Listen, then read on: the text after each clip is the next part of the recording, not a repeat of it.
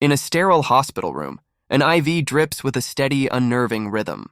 Nearby, a heart monitor displays a grim, unwavering flatline. A young man lies motionless in the bed, seemingly lost to the world. But then, a single flower petal drifts down onto his face, and his eyes snap open in sheer shock. He lurches upright, gasping for air in a desperate panic. Frantically looking around the unfamiliar room, he cries out, "Where am I?" The impossible truth dawns on him. I've been reborn? But his shock is immediately replaced by a new dawning horror. He rips the sheets away to find his legs are gone, letting out a scream of pure anguish. My legs! Drenched in a cold sweat, he clutches the bedding, his mind racing to grasp the situation. Damn, what time is it now? A young woman stands before him, and in his daze he can only mutter, "Brother?" Tears of pure joy stream down her face as she cries out, "You're finally awake!" She lunges forward, throwing her arms around him in a desperate, relieved hug. Clinging to him, she makes a tearful vow, "Brother, I'll catch the hit-and-run driver who did this, and your legs, they'll be cured." But as he holds her, his expression shifts. He's not relieved, he's calculating. It really is 1 year ago. His mind flashes back to the brutal impact of the car accident that started it all. The crash that took him from being Mr. Shen, the youngest billionaire chairman of the Rising Sun International Group, and reduced him to a cripple. Back in the present, his sister Shen Qing explains she's been focused on his treatment, but a different name surfaces in his memory, spoken with a chilling, newfound purpose.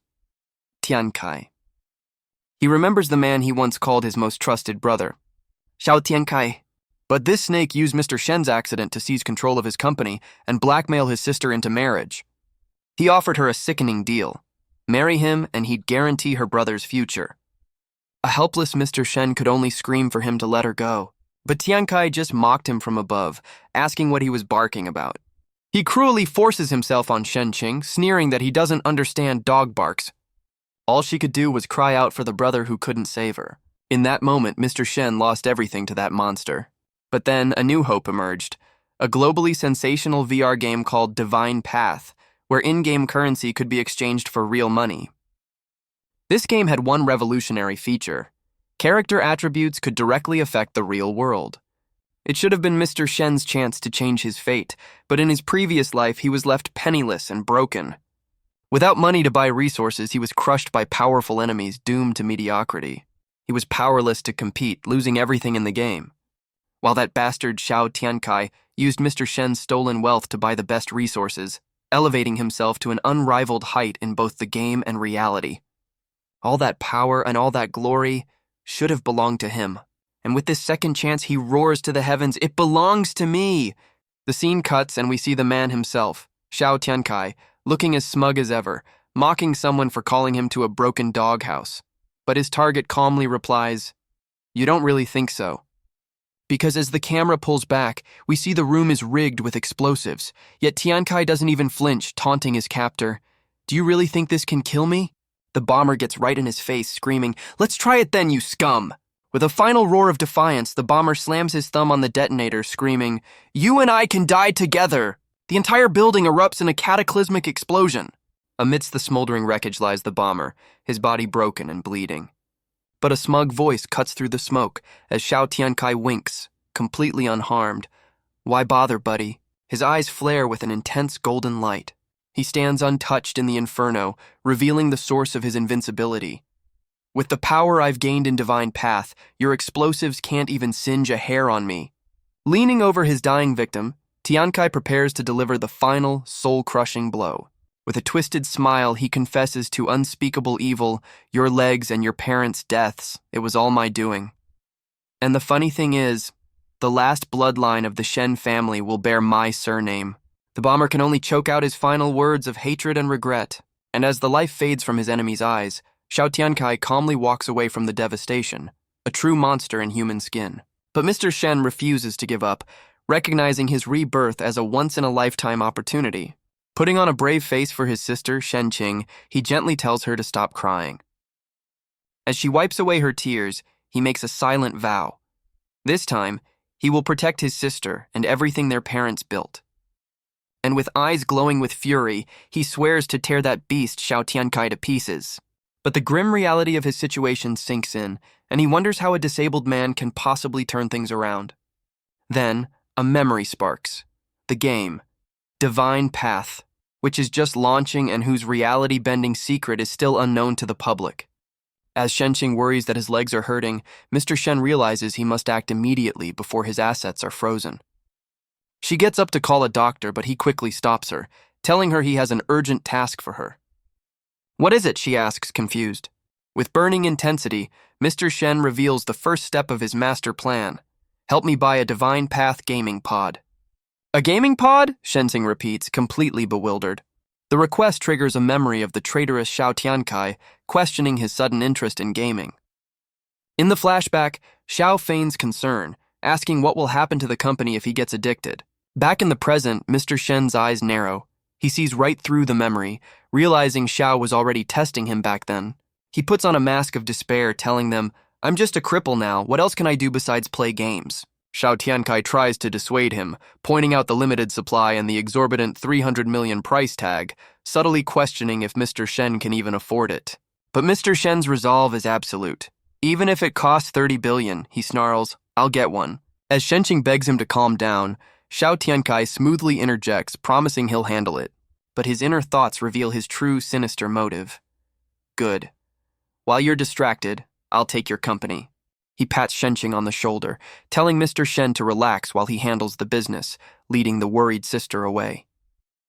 But as Xiao Tiankai reaches for Shenqing, Mr. Shen lunges forward, grabbing his arm with surprising strength. He's haunted by a vision of what Xiao Tiankai truly wants, a future where the villain possessively declares, "Little Tong can stay here tonight. I want her to spend more time with me." And Mr. Shen's response is pure ice. "You want to touch my sister with your filthy hands, over my dead body." Stunned by this sudden ferocity, Xiao Tiankai nervously backs down. He quickly makes his exit. But once he's alone, his true face emerges, seething with rage at his own hired help. "Useless killer, how did you not kill this bastard in that accident?"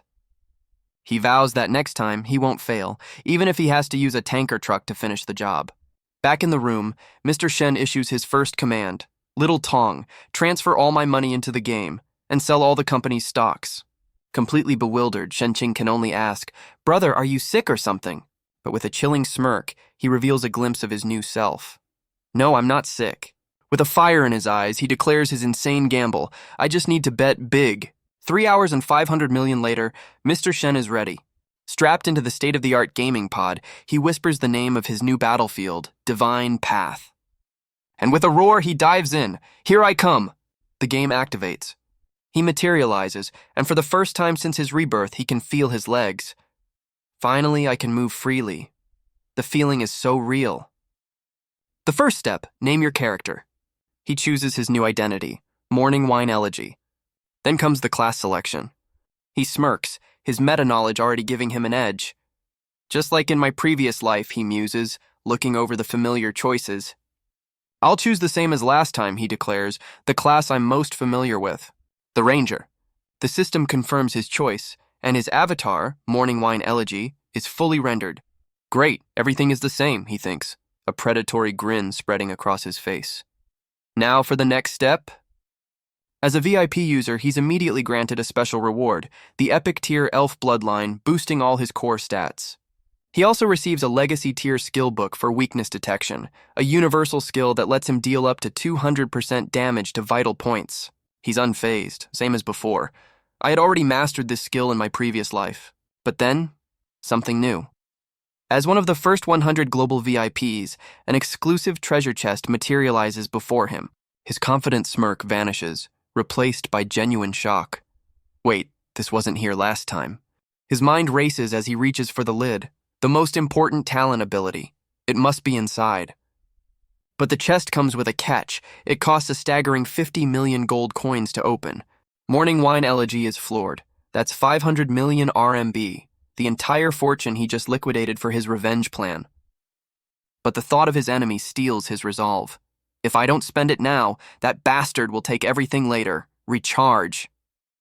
He recalls that talent abilities are random attributes given to new players, and the best ones go to the earliest adopters.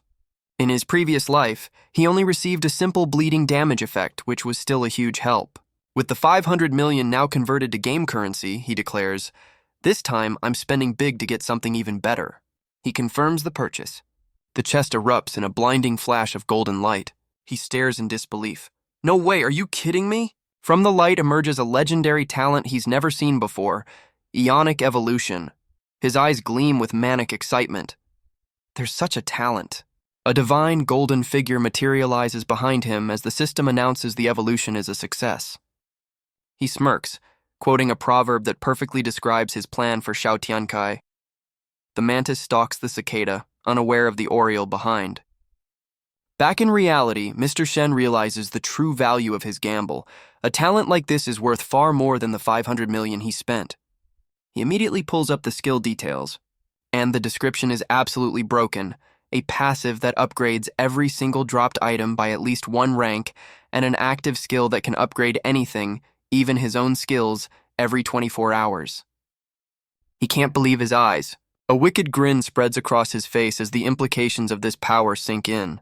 He channels his energy, feeling the game-breaking potential at his fingertips. Excellent, he declares. This ability is truly game-changing. As he walks through the starting area, he knows that while others are grinding for bronze and silver loot, every drop for him will be silver, gold, or even higher. His eyes burn with purple energy as he declares the 500 million was worth it to trample everyone beneath his feet. He decides to test his new power immediately by killing some monsters and checking the drops. But he quickly spots a limitation. The active skill has a 24-hour cooldown, meaning his first evolution is critical. He needs to find something with potential. With his new plan in mind, preparations are complete. A massive portal swirls to life. With a wicked grin, he declares it's time to change his fate, and steps into the game. He arrives in the beginner's village, only to find it's already swarming with people, much to his annoyance. The village is pure chaos as players desperately chase down chickens for experience points. Morning Wine Elegy looks on, baffled by their discovery. The entire server descends into a chicken-slaying frenzy. He watches the pathetic display completely unimpressed. Sighing, he decides it's not even worth his time to mock them. He has a far more important goal, defeating the newbie zone boss and claiming the exclusive first kill reward. He heads for the wild monster area, knowing that a prize like that can't be stolen by these amateurs. But first, a quick preparation is in order. He opens his inventory, and is immediately disgusted by his pathetic starter gear. He scoffs, realizing these trash items have absolutely no evolutionary value for his game-breaking talent. He knows he needs to use his daily active evolution to get ahead, but wasting it on trash gear is pointless. He needs to find something with real potential. Then, a crazy idea strikes him. Why upgrade an item? When he can upgrade himself, he targets his own elf bloodline. A colossal spectral form of an ancient elf appears before him, and in a blinding flash of golden light, the evolution is a success. The system confirms it. He's upgraded to the bloodline of the Elf King, granting him insane boosts to his stats, a massive HP increase, and a guaranteed critical hit every third attack. Morning Wine Elegy is ecstatic. The talent is even more broken than he imagined. Overflowing with power, he confidently strides into the monster zone, ready to dominate. But his march is cut short by an ominous howl. The source of the howl is a level 2 forest wolf, its eyes glowing with predatory light. But it's not after him. It's facing off against a party of 4 other players who taunt the beast. They're hungry for experience, seeing the lone wolf as nothing more than a stepping stone.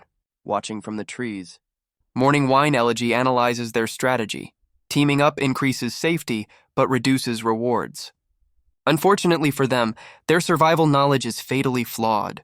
Just then, the party's mage realizes their critical error. Her confidence shatters. They forgot one simple fact. Wolves hunt in packs, and now they're trapped. The entire pack descends on them in a blur of teeth and claws.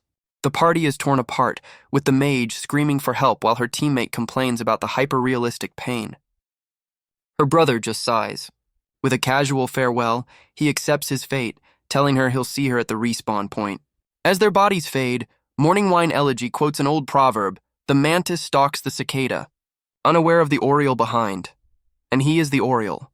He lets an arrow fly. It strikes a wolf with pinpoint accuracy, a perfect one-shot kill. The easy kill is enough to level him up, granting him a host of stat boosts. But that's not all. His passive talent, Ionic Evolution, kicks in, upgrading the normal wolf meat into a powerful health regeneration item. He smirks, realizing that with his passive, he'll never have to worry about healing items again. His kill doesn't go unnoticed. The rest of the pack is furious, and they charge straight for him.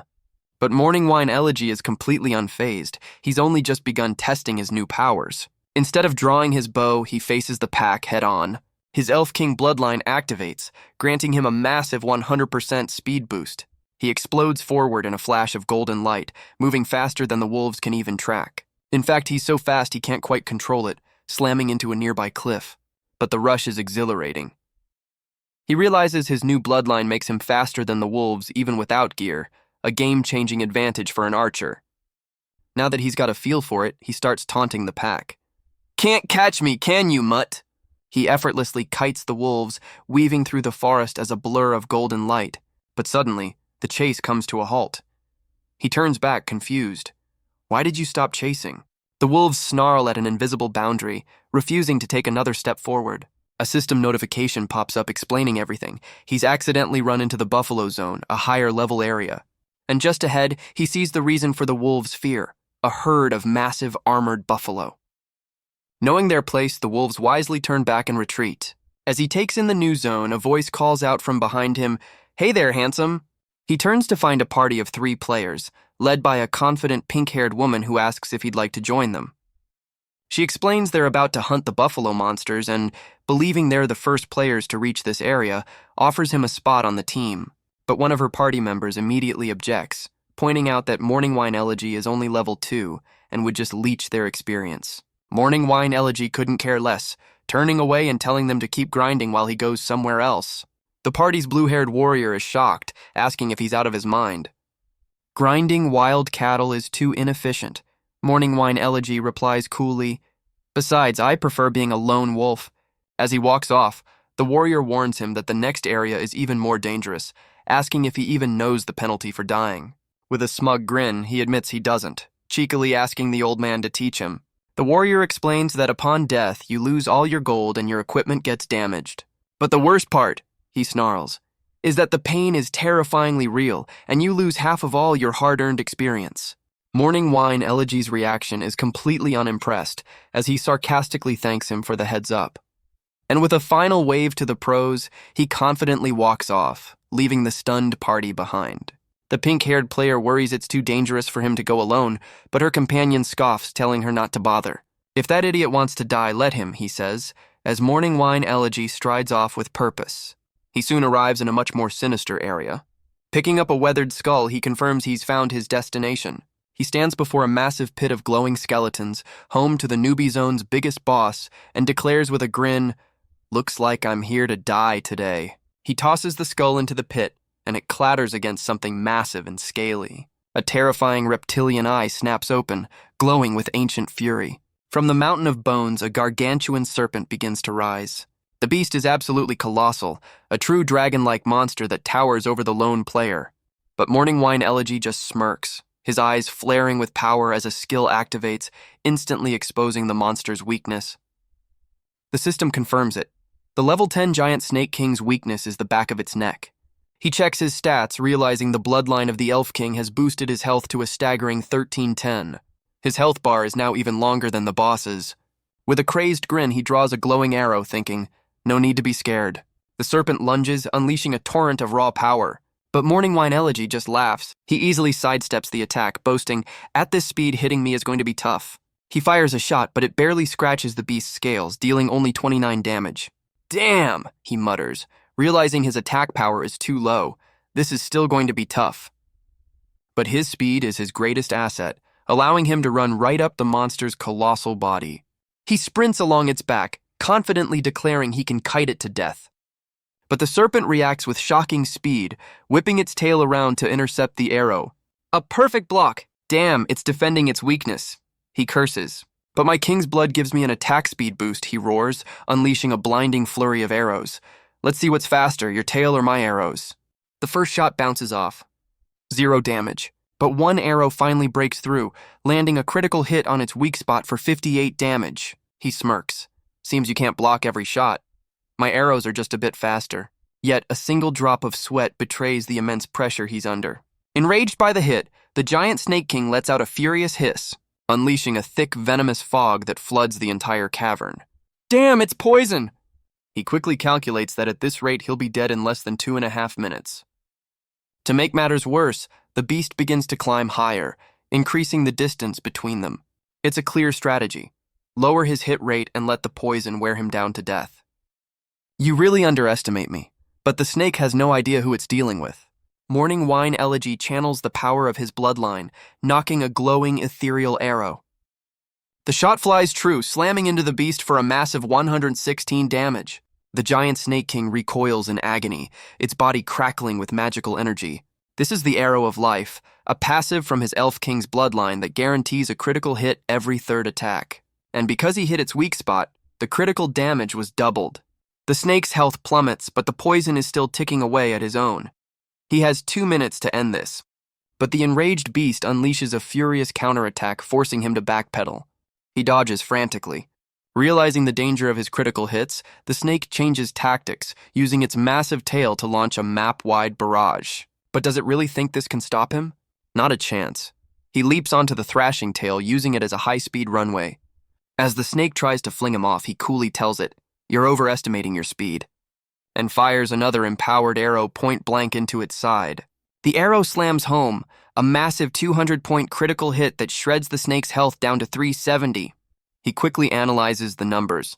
The damage is even higher. He realizes the snake's soft, unarmored belly is an even better target than its protected neck. He lands back on solid ground. Great.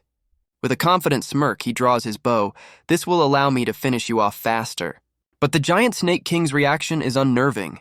Is that thing laughing? In a terrifying display of power, the snake slams its entire body into the arena floor.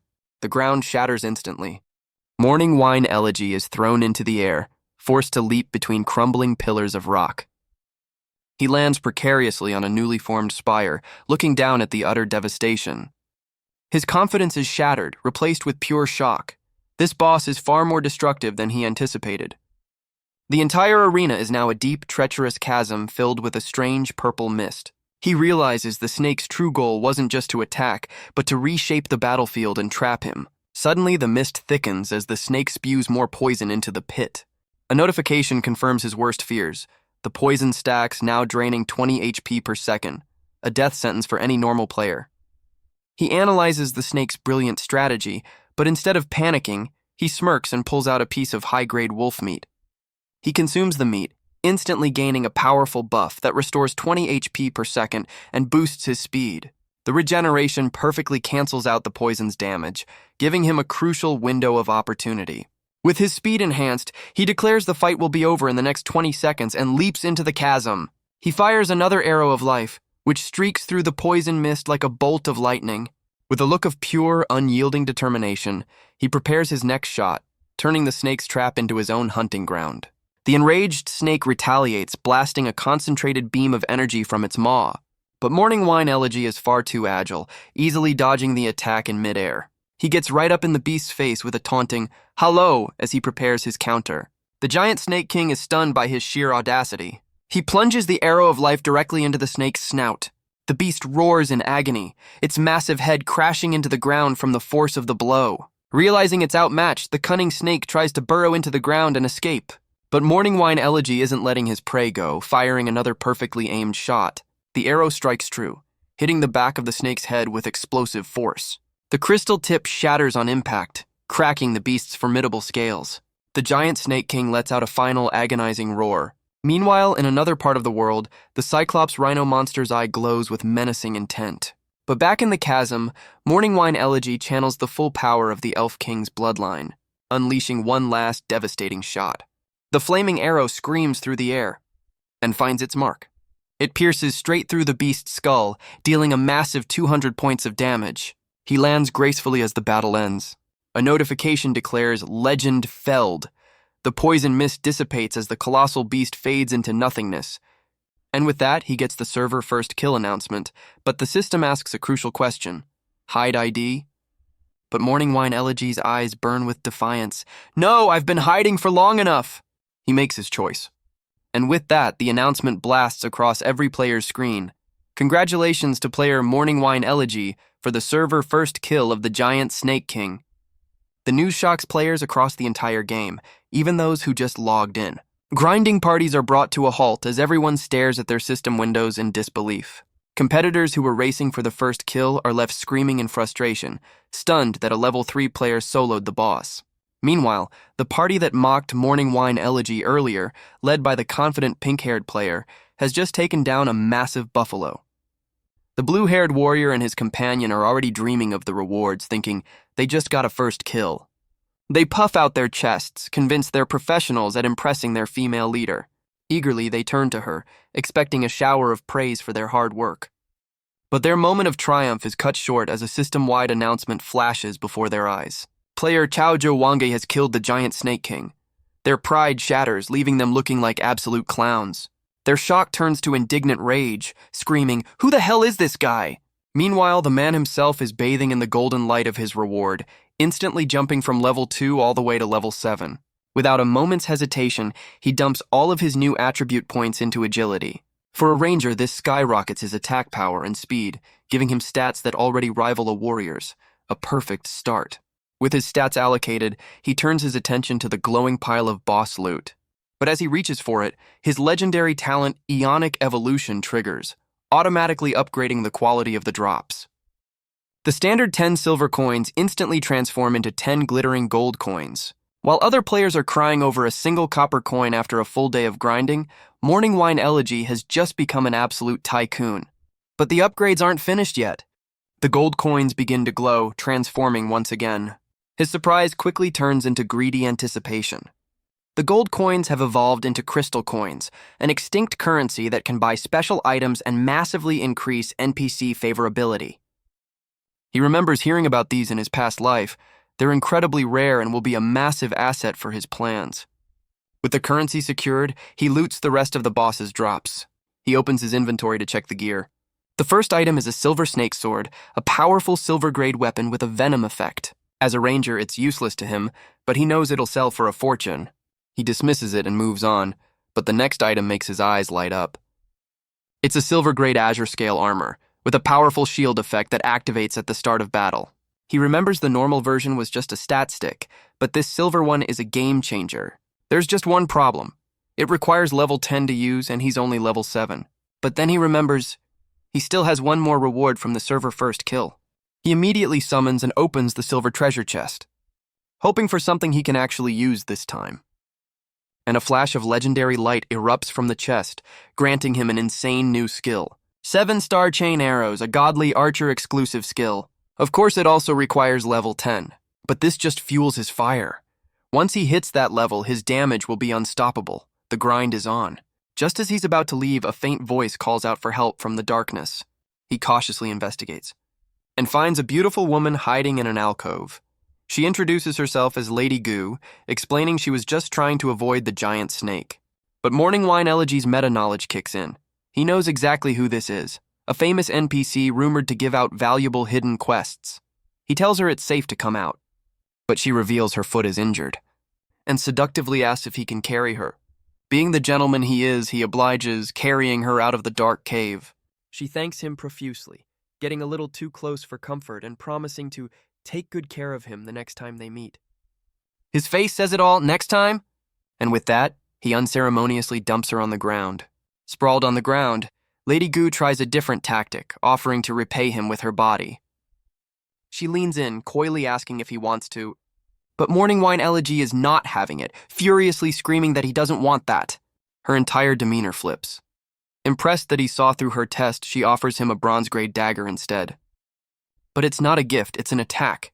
He effortlessly swats the blade aside. Getting right in her face, he makes his real demand. Give me the hidden class. She plays dumb, but he's not buying it. His shadow morphs into a demonic beast as he reveals his trump card, her daughter.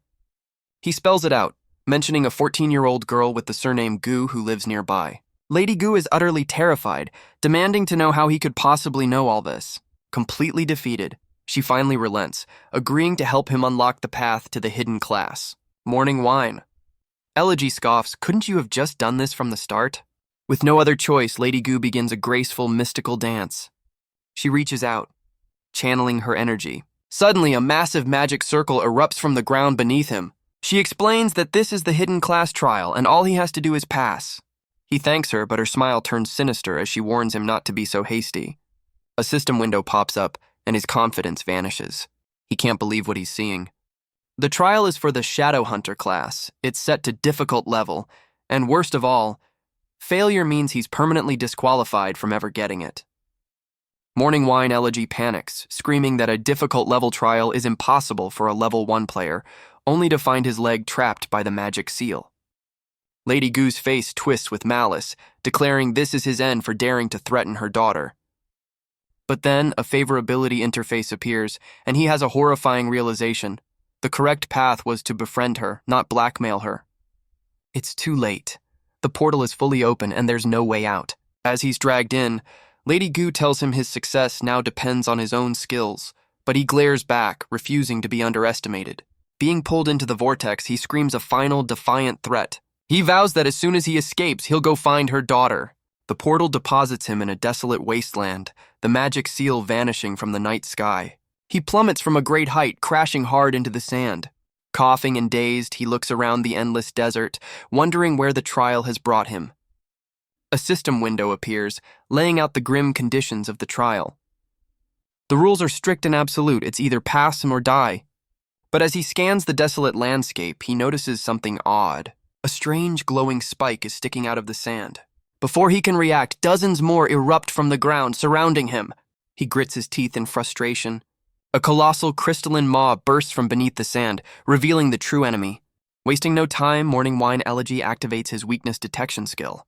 The system locks onto the massive sandworm's vital point right in the center of its mouth.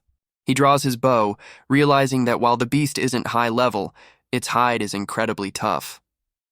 He unleashes a charged arrow, striking the beast's weak point dead on. He quickly repositions, realizing the worm is clumsy on the surface. If he can keep hitting its mouth, he can win. But the sandworm roars in fury, gathering a terrifying purple energy for a counterattack. It lunges forward! Morning Wine Elegy smirks, unimpressed. Idiot! Still dare to charge at me head-on? He easily dodges as the colossal beast slams into the ground with earth-shattering force.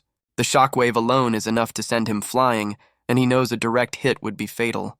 When the dust settles, he's shocked to see the monster has completely vanished, diving back beneath the sand. He stares at the disturbed ground. This is troublesome. The worm is now too deep to track, making his next move a dangerous guess. He realizes the beast is incredibly agile underground, giving him less than a second to react to any ambush. He needs to find solid ground, a hard place to stand that will minimize the area where the worm can attack. Scanning the horizon, he spots something. A massive stone pillar, the perfect vantage point. With a new plan in mind, he immediately sprints towards it. He dashes across the sand, his eyes locked on his destination. As he gets closer, his confidence turns to horror. That's no pillar. It's the sandworm's crystalline body, erupting from the ground in a perfect trap. He scoffs, "Dare to come out for a fair fight," and unleashes a blindingly fast volley of arrows, ready to give the beast a taste of its own medicine. His arrows slam home, ripping chunks out of the sandworm's health bar. He scoffs, thinking that as long as the beast fights fair, this is easy. But the sandworm retaliates, unleashing a powerful sand spit attack.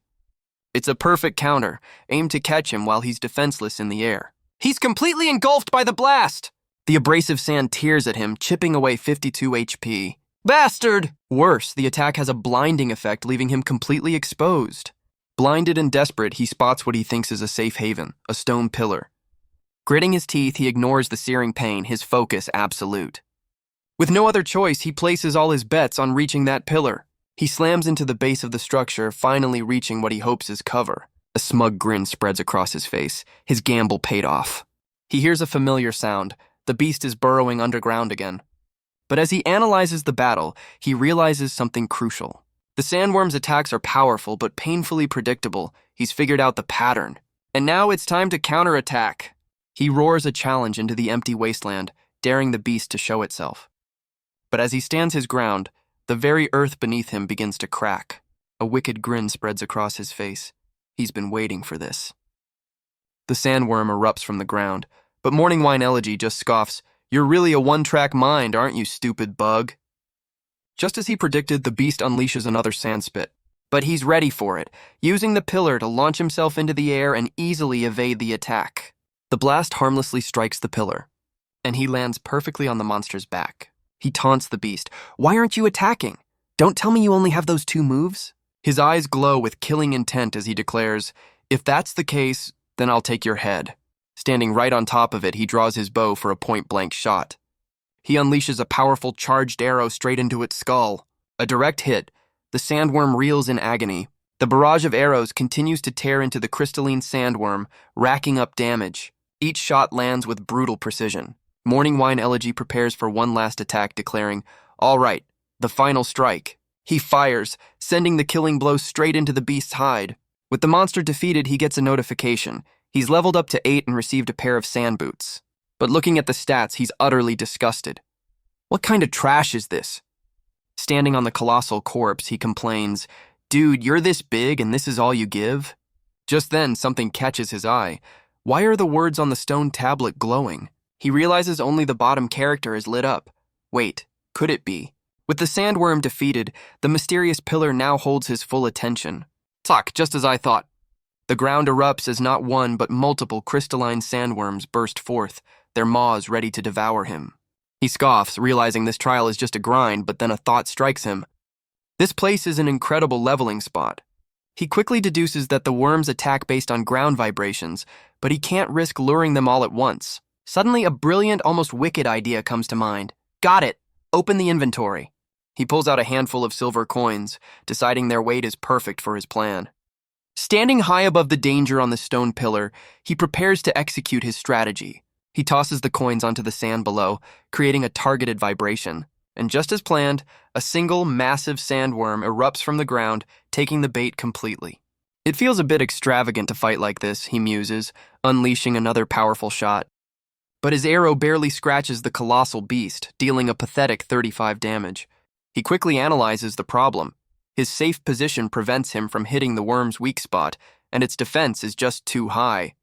But a wicked smile spreads across his face. It doesn't matter. He's got money. After a long and tedious grind of luring and killing the worms one by one, he finally breathes a sigh of relief. As the last one crumbles, he spots a glint of light, a rare item drop.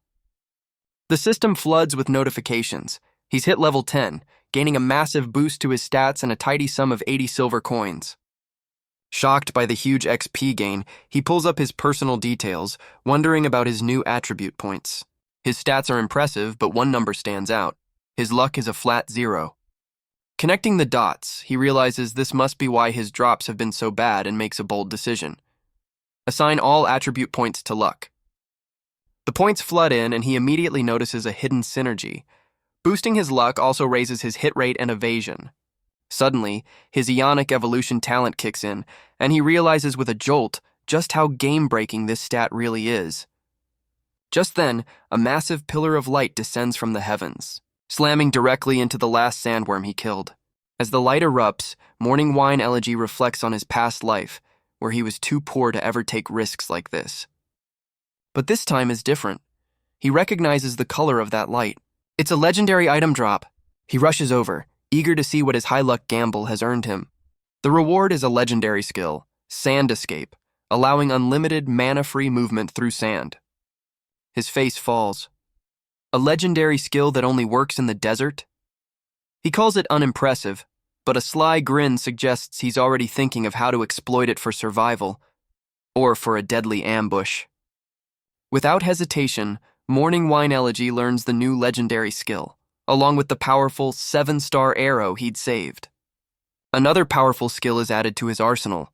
Next, he equips the new silver-grade armor he's been holding onto. Feeling a massive surge of power, he declares himself the highest-level player on the entire server. But after the upgrades, nothing happens. The trial seems to be over, all monsters are defeated, and a distant tower confirms the objective is complete. Suddenly, the entire wasteland begins to shake violently. A massive crystalline structure erupts from the ground right in front of him. It forms a glowing staircase, and he realizes this wasn't just a trial. The real reward is inside. A confident smirk spreads across his face. This is the perfect opportunity to test out his new skills and equipment. But just as he's about to ascend, a familiar voice cries out for her big brother. Morning Wine Elegy freezes, the voice echoing in his mind. Xiao Tong? Suddenly, we're ripped from the game back to the real world, where his sister is climbing his VR pod to tell him it's time to eat. She proudly presents his favorite porridge, but Mr. Shen is panicking, yelling at her from inside the machine. As he begs her to get down, a game alert pops up asking if he wants to exit. Absolutely not. Leaving now means forfeiting the hidden profession he's on the verge of obtaining. Shenqing complains that he's been playing for 8 hours while still in recovery, but he shouts back that he doesn't have time for this. He sternly tells her to behave and not disturb him while he's working. This earns him a world-class little sister pout. Annoyed, she hops off the pod, slamming the bowl down and declaring she doesn't care about him anymore. As she leaves, Shenqing's anger fades into sadness, wondering how things got so bad between them. Back in the game, Morning Wine Elegy feels a pang of guilt, silently apologizing to his sister. But his regret hardens into resolve. He vows to get stronger for her, accepting his new title, Phantom Hunter. With his choice made, he charges up the crystalline staircase into a vortex of pure energy. He's pulled through the swirling blue light, his eyes fixed on the prize. He lands in a dark, cavernous new area, the air thick with menace. A system warning confirms his suspicions. This is the real boss room. And before he can even catch his breath, a colossal crimson entity erupts from the ground. His confidence shatters as he stares up in disbelief. No way. Are you kidding me? The crimson entity is revealed to be a gold-level boss, the Sand King, a colossal crab-like beast with impossibly high stats. Reeling from its insane defense and health, Morning Wine Elegy activates his trump card, Weakness Detection. But the skill fails. The system returns a chilling message, Weakness Not Found. His face falls in horror. No weakness? The colossal gold-level boss brings its massive leg crashing down. Morning Wine Elegy dives out of the way, thinking its massive size means it must be slow. He's wrong. A massive shockwave erupts, blasting him off his feet. And it deals real damage. He's thankful for his armor's 300-point shield, which absorbed a blow that would have felt like getting hit by a truck. The sheer power of the stomp leaves a massive crater in the ground. Realizing he can't just dodge, Morning Wine Elegy decides it's time to go on the offensive. He lets loose a powerful shot that deals a pathetic single point of damage. Just 1 point? He realizes the boss's defense is so high it negates almost all of his attack power. He concludes his only option is to use his superior speed to outrun the shockwaves, as simply jumping away won't be enough. But the Sand King is faster than he expected, swinging its massive leg at him. He's too close to dodge! The leg slams down with devastating force, but finds nothing. Using his incredible agility, Morning Wine Elegy scrambled onto the beast's leg, narrowly avoiding being crushed. The Sand King unleashes another shockwave, sending him flying. But this just fuels his rage. Pushed to his limit, he roars in defiance and unleashes his ultimate skill. A torrent of golden arrows rains down on the colossal beast, each one striking true. He reveals his trump card. 7-star linked arrows, a skill that deals true damage based on the target's max HP, completely ignoring its impenetrable defense. The skill's brutal logic is revealed. The higher the Sand King's health, the more damage it takes. Enraged, the Sand King retaliates. Its claws smash through his defenses, deactivating his shield and chipping away at his health. He glares back defiant. He desperately weaves between its colossal strikes, taking damage with every near miss. With what little mana he has left, he fires another volley of 7-star arrows. The golden barrage strikes home, and for a moment the beast just stops. But the attack has completely drained him. He's out of mana. He calculates that he'll need to survive for at least 4 more minutes to recover enough mana for another shot. But before he can even start his countdown, the Sand King lets out a final earth-shattering roar and begins to collapse.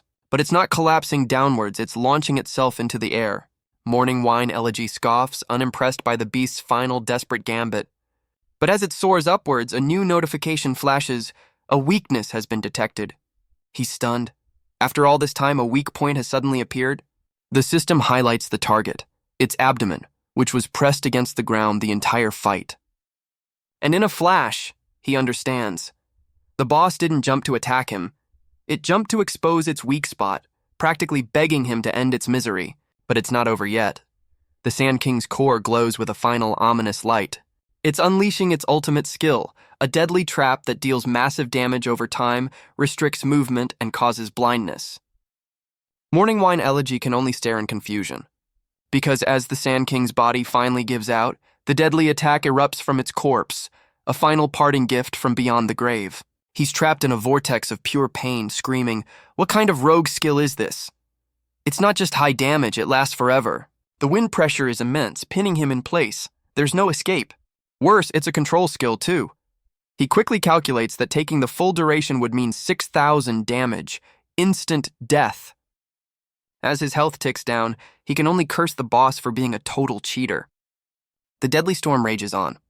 He grits his teeth, knowing this is it. Either he dies or he's left crippled. But then a system notification pops up. It's not his health dropping, it's the Sand King's. Realizing what's happening, his panic turns to a cold smirk. Pretty comfortable up there? Suddenly, the Sand King's corpse begins to crack and glow with violent energy. It turns out the swirling vortex isn't just a trap, it's also cover. The vortex rages on. Suddenly, something starts wriggling beneath the sand. He doesn't hesitate, firing a glowing arrow right at the disturbance. Are you surprised? It's a direct hit. The Sand King's corpse takes another 130 damage. The beast's eye flashes with pure fury. It activates its storm skill again, but Morning Wine Elegy is ready, activating Sand Escape to counter. He cleverly attacks the ground, realizing he can damage the boss's buried body while avoiding the storm's full effect. Enraged, the Sand King's massive upper body erupts from the ground to face him directly. Morning Wine. Elegy just smirks, taunting the colossal beast. Not comfortable up there. Why did you come down? That's the last straw. The Sand King lunges forward for a devastating physical strike, but Morning Wine Elegy is too fast, flipping backward to evade the monster's claws. He lands at a distance and gives the beast a casual. The Sand King roars in fury as Morning Wine Elegy marvels at his legendary skill, no mana cost and no cooldown. He zips around the beast's massive body, peppering it with tiny, insignificant strikes that deal only 1 HP of damage each. He smirks, knowing that even though the attacks do no real damage, they are incredibly provoking. The Sand King finally speaks, roaring, "You jerk," which catches Morning Wine Elegy completely off guard. 3 grueling hours later, the battle of attrition has taken its toll. Morning Wine Elegy is exhausted and low on health. But just as he's about to break, a notification pops up. His ultimate skill, 7-star arrows, is finally ready. It's time to finish this. He taunts the heavily damaged boss one last time, but the Sand King's response is shocking. Morning Wine Elegy is left utterly speechless. The Sand King is in pure agony, begging Morning Wine Elegy to end its suffering. But our hero is completely unmoved, coldly stating that he would if the boss's defense wasn't so ridiculously high. Ignoring the surrender entirely, he unleashes his ultimate skill, 7-star arrows, and a torrent of golden energy vaporizes the Sand King's health bar. The system confirms the kill, rewarding him with a massive cross-level bonus that rockets him up 3 levels in an instant. And the rewards keep coming, as a new prompt offers him the chance to unlock a hidden class, the Phantom Hunter. "Change," he roars. This was the prize he'd been fighting for all along. A colossal golden figure descends from the heavens, its form radiating immense power. But then, it's consumed by a sinister, shadowy aura, transforming into something much darker. The class change is a success, granting him a huge stat boost and a game-breaking talent. 2 extra attribute points every single level, a truly overpowered advantage. He also unlocks 2 exclusive skills, Phantom Summon, which creates a temporary clone, and Death Trap, an invisible snare that doubles his damage against trapped targets. Morning Wine Elegy immediately sees the potential. On their own, the skills are average, but combined, they create an insta-kill combo worthy of a hidden class. His mind races with possibilities. With his active evolution on cooldown, he can only wonder what his new Phantom Summon is capable of becoming. But just then, his passive Ionic evolution activates on the Sand King's corpse. Investing in luck, he smirks, was the right move. The beast's body erupts in a cataclysmic explosion of golden loot. Raking in a fortune in gold and gems, he sets a new goal for himself: earn 1 billion. First things first, he stores the massive haul. The prize of the collection is a silver-tier armor-piercing bow, perfect for shredding high-defense monsters. He equips it instantly. Next up is a silver-tier steel gauntlet, boosting his attack, agility, and reload speed. He also finds a silver-tier golden greatsword, a powerful weapon for a warrior. But as a ranger, it's useless to him. He decides to save it for a future ally. The last piece of gear is a silver tier life amulet, which he immediately equips for some much-needed defense and health regeneration. With his gear sorted, he dumps all 21 of his new attribute points straight into agility. The boost is insane, skyrocketing his agility and making him a blur on the battlefield. But just as he's ready to test his new power, a system warning pops up.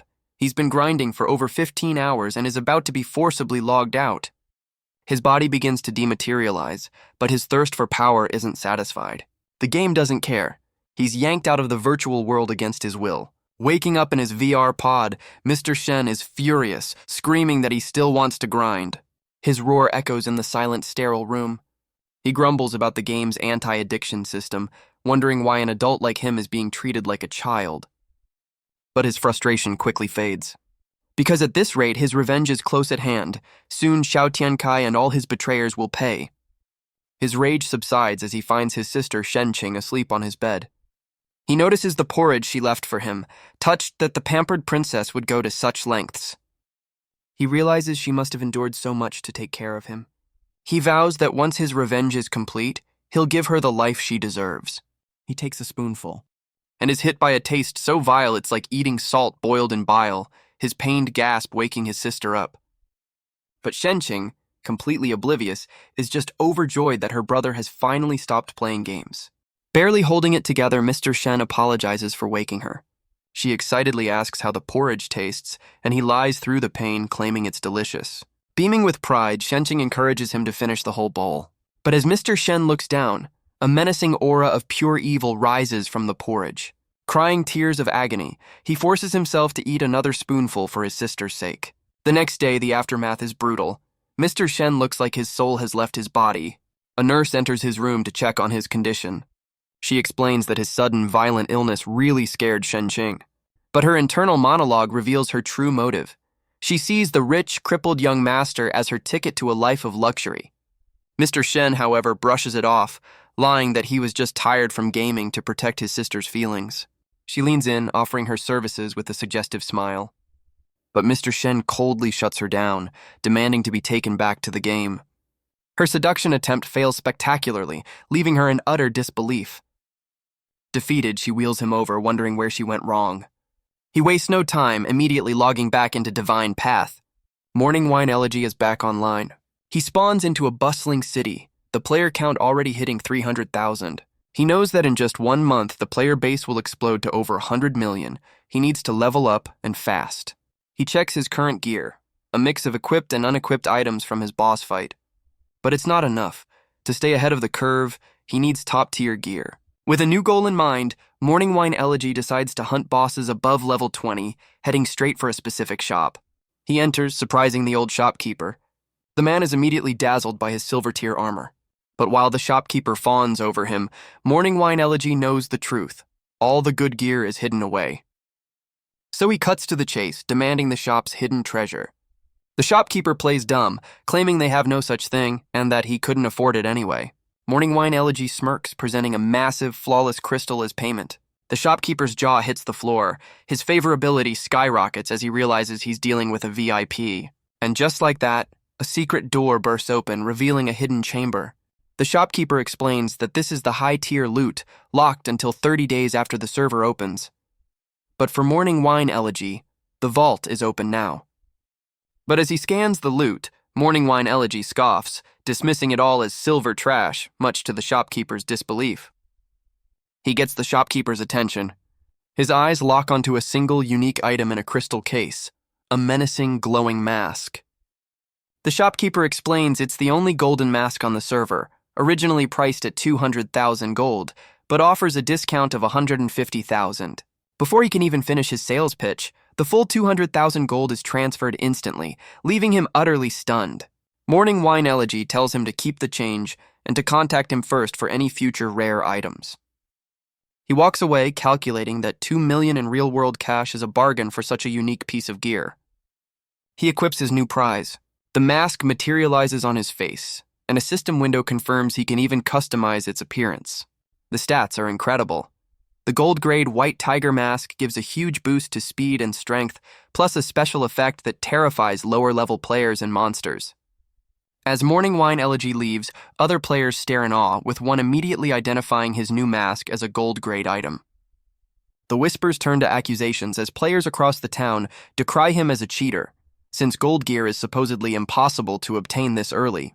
But his new fame attracts more than just whispers, as a large, spiky-haired player grabs his shoulder, telling him to slow down. Morning Wine Elegy turns, his voice dangerously low. "What do you want?" The brawler and his crew surround him, smirking as they demand to play with his new gear. A cold smile touches Morning Wine Elegy's lips. "Lend it to you?" The brawler scoffs, clearly not appreciating the tone. With his mask dematerialized, Morning Wine Elegy's glowing eyes radiate pure contempt. "Why should I?" The group resorts to threats, accusing him of cheating and demanding he hand over his items to avoid being reported and banned. Morning Wine Elegy just laughs. "Are you saying you're going to rob me?" The commotion is already drawing a crowd, with other players eager to see the drama unfold. The spiky-haired brawler confirms their intentions with a smirk. "As long as you know it's a robbery." His crew, fueled by jealousy, starts riling up the mob, screaming for the cheating dog to be taught a lesson. But Morning Wine Elegy remains completely unfazed by their pathetic display. The crowd's shouts intensify, turning into a mindless chorus of, "Teach him!" The brawler gives his final warning. "Hand over your stuff." He threatens to spawn camp Morning Wine Elegy into oblivion, but our hero just scoffs at the empty threat. As a blue light emanates from his eyes, he laments the universal existence of fools and jealous scoundrels. He activates a skill, instantly analyzing their pathetic levels. "I hate trouble," he mutters, preparing to end this farce.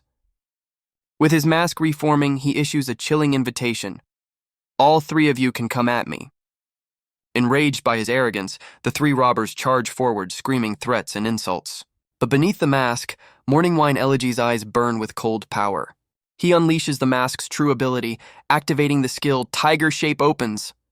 A colossal spectral tiger erupts into existence, its sheer pressure stopping the attackers dead in their tracks. In an instant, a wave of force sends all three flying backwards. The spiky-haired brawler is utterly broken, his 5 victories title shattered as he spits up blood. The surrounding crowd is stunned into silence, unable to even process the speed of the attack. Morning Wine Elegy stands over the defeated brawler, who weakly recalls his own threat to spawn camp him. Looking down on the pathetic thug, he extends an open invitation.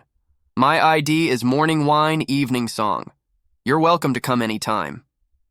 As he walks away, a player in the crowd suddenly recognizes the name, pointing to the server-wide announcement from his boss kill. The crowd pulls up the leaderboard, and the truth hits them like a truck. Morning Wine Evening Song is rank 1, level 13, a full 5 levels ahead of everyone else. The realization spreads like wildfire. He's not just strong, he's the #1 player on the entire server. The defeated brawler can only seethe in humiliated disbelief. He just tried to rob the undisputed king of the game. With his reputation cemented in steel and fear, Morning Wine Elegy leaves the town behind. But he's not heading back to the grind just yet.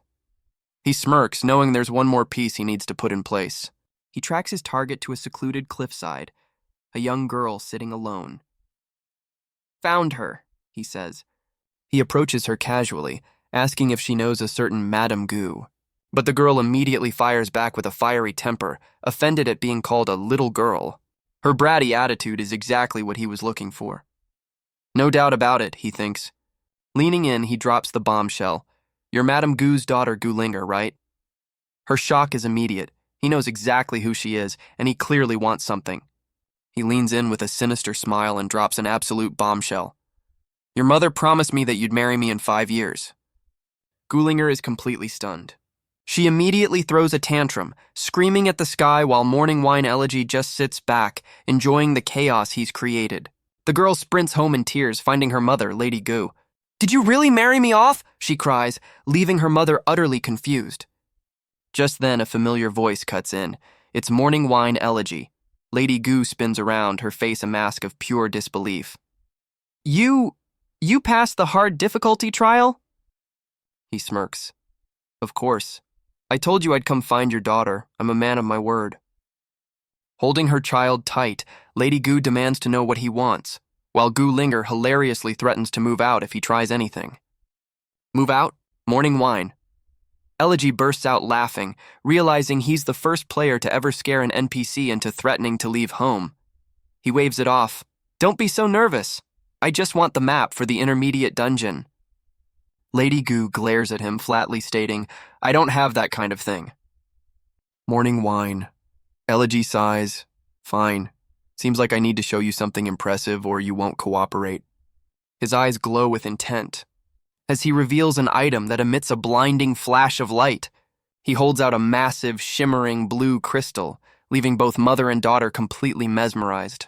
Don't just stand there, he smirks. This is to thank you for letting me take the hidden class trial. Take it. A system notification confirms his gambit worked. Favorability with both Madame Goo and Linger has shot up by 50 points. Lady Goo is completely flustered, blushing as she asks if the priceless gem is really for her. But before she can react, Goolinger snatches the crystal away, squealing, So pretty! Thank you, big brother! Lady Goo chases after her, yelling for her to return it, but the bratty girl refuses, clutching her new prize as Morning Wine Elegy watches the chaos unfold. As Lady Goo struggles to get the gem back, her daughter completely derails the conversation, asking Morning Wine Elegy if his marriage proposal was real. He thinks to himself that the girl is as mischievous as they say, but plays along, telling her, Of course, but your mother needs to give me the intermediate map first. Defeated, Lady Goo relents, revealing a secret.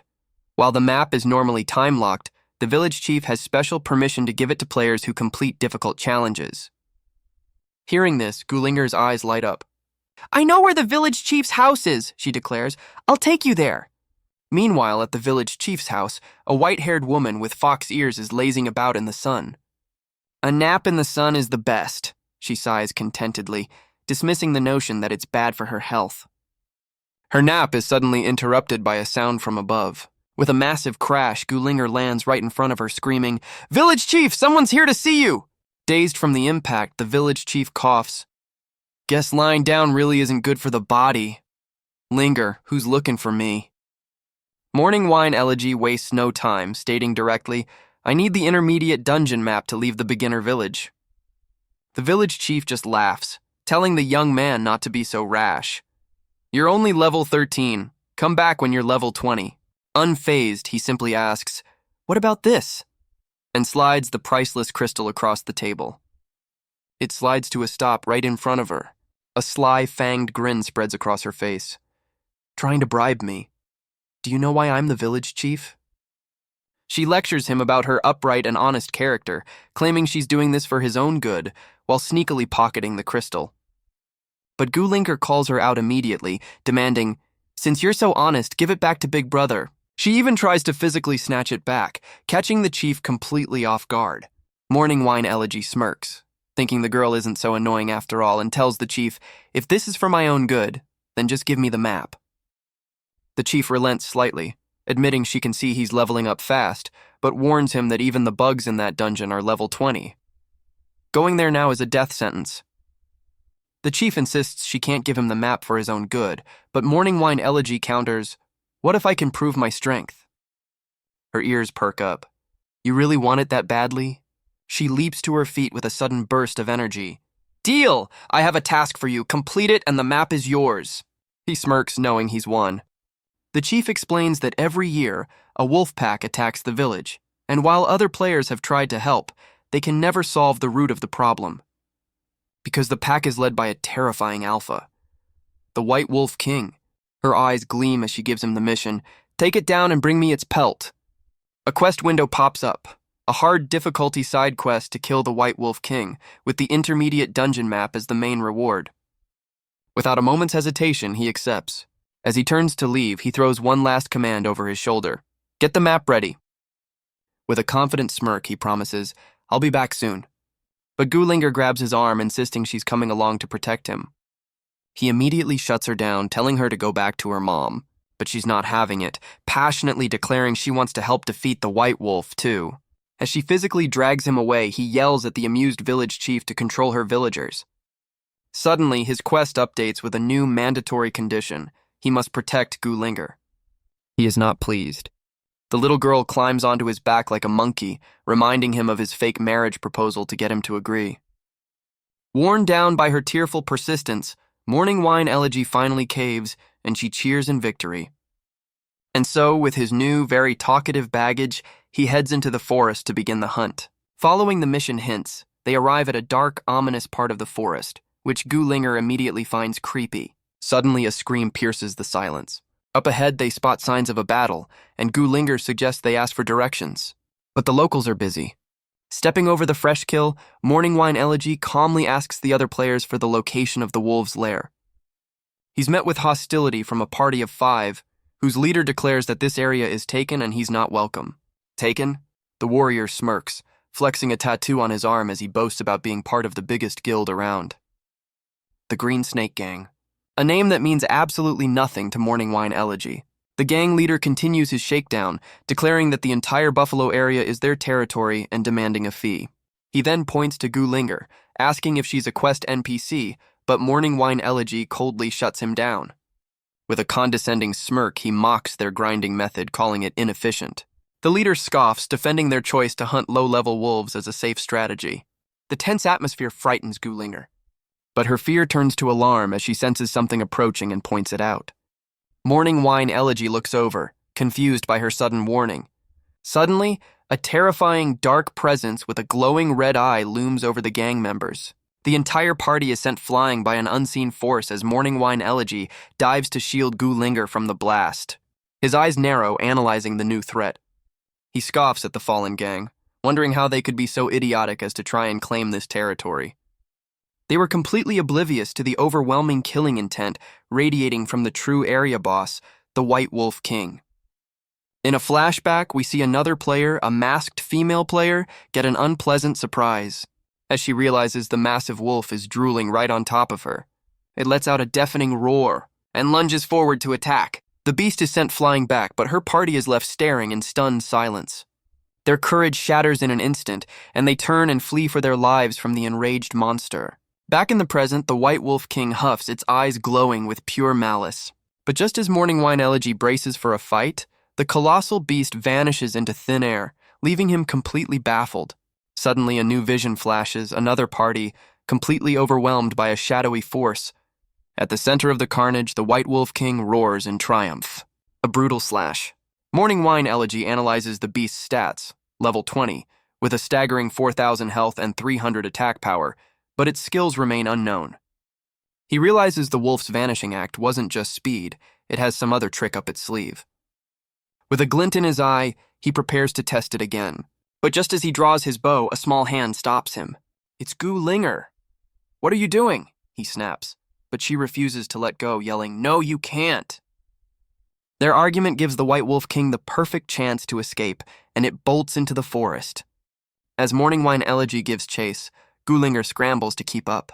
"No!" she yells, explaining that the last group drew the Wolf King's aggro by killing too many smaller wolves, and he's not strong enough to do the same. She insists they need to be fully prepared. Morning Wine Elegy mutters to himself, but then asks how they're supposed to find the beast now. "Don't worry," she says, "I have this." She proudly presents a childish crayon drawing of a wolf, calling it an auto-pathfinding map. He deadpans, "Why didn't you take this out earlier?" while she just winks cheekily. But just then, a system notification pops up. Evolution available. A wicked grin spreads across his face. "Just in time," he says, as Gulinger marvels at the beautiful blue aura. "Watch this," he boasts, preparing to activate his skill. "Evolve again, Bloodline." But his triumphant moment is cut short by a massive error message. The system trolls him. "Already evolved cannot evolve again. Nice try." Mortified, Morning Wine Elegy tries to play it cool, saying, "Haha, trying isn't illegal." He realizes he can only evolve his phantom skill now, but decides he should probably test it out first. He raises his hand, focusing his energy. "Phantom, activate!" A massive torrent of blue, watery energy erupts from his hand, leaving Gulinger completely stunned. The energy swirls and condenses, forming into a perfect spectral clone of himself. The clone lands with a heavy thud, startling Gulinger.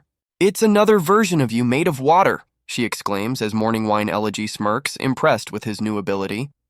Time for a test run, he thinks, ordering his new phantom. Use the 7-star arrow. The clone obeys instantly, drawing back a spectral bowstring. it begins to charge his most powerful attack, the 7-star arrow. "Whoa, stop!" Morning Wine Elegy shouts, quickly canceling the command before it actually fires. He stands back, impressed. As expected of a hidden class, it can even use skills. A sly grin spreads across his face as he thinks, using skills. And then a wicked realization dawns on him. Doesn't that mean... With his phantom clone already summoned, Morning Wine Elegy activates his ultimate talent, Ionic Evolution. The spectral clone raises its hand, channeling a brilliant golden energy. As Gulinger watches in awe, the power swirls around the phantom, before the clone unleashes the full force of the evolution skill. But instead of affecting itself, the golden light surges directly into Morning Wine Elegy. A system window confirms the impossible. His phantom skill has evolved into double phantom, increasing the summon count to 2, boosting their attack power to 60%, and doubling their duration. A wicked grin spreads across his face as he realizes he's found an insane loophole. The clone can use his evolution talent on him. A stunned Gulinger can only ask one thing. "Brother, are you cheating?" "Cheating?" he scoffs. "Even a cheat code wouldn't be this broken. Now, what's my win rate?" As a second identical phantom clone materializes beside the first, he answers his own question with chilling confidence. Impressive. It's at 20%. But he's not done. With one charge left, Morning Wine Elegy targets his ultimate skill, declaring, "Let's make that number even bigger. Evolve 7-star arrows."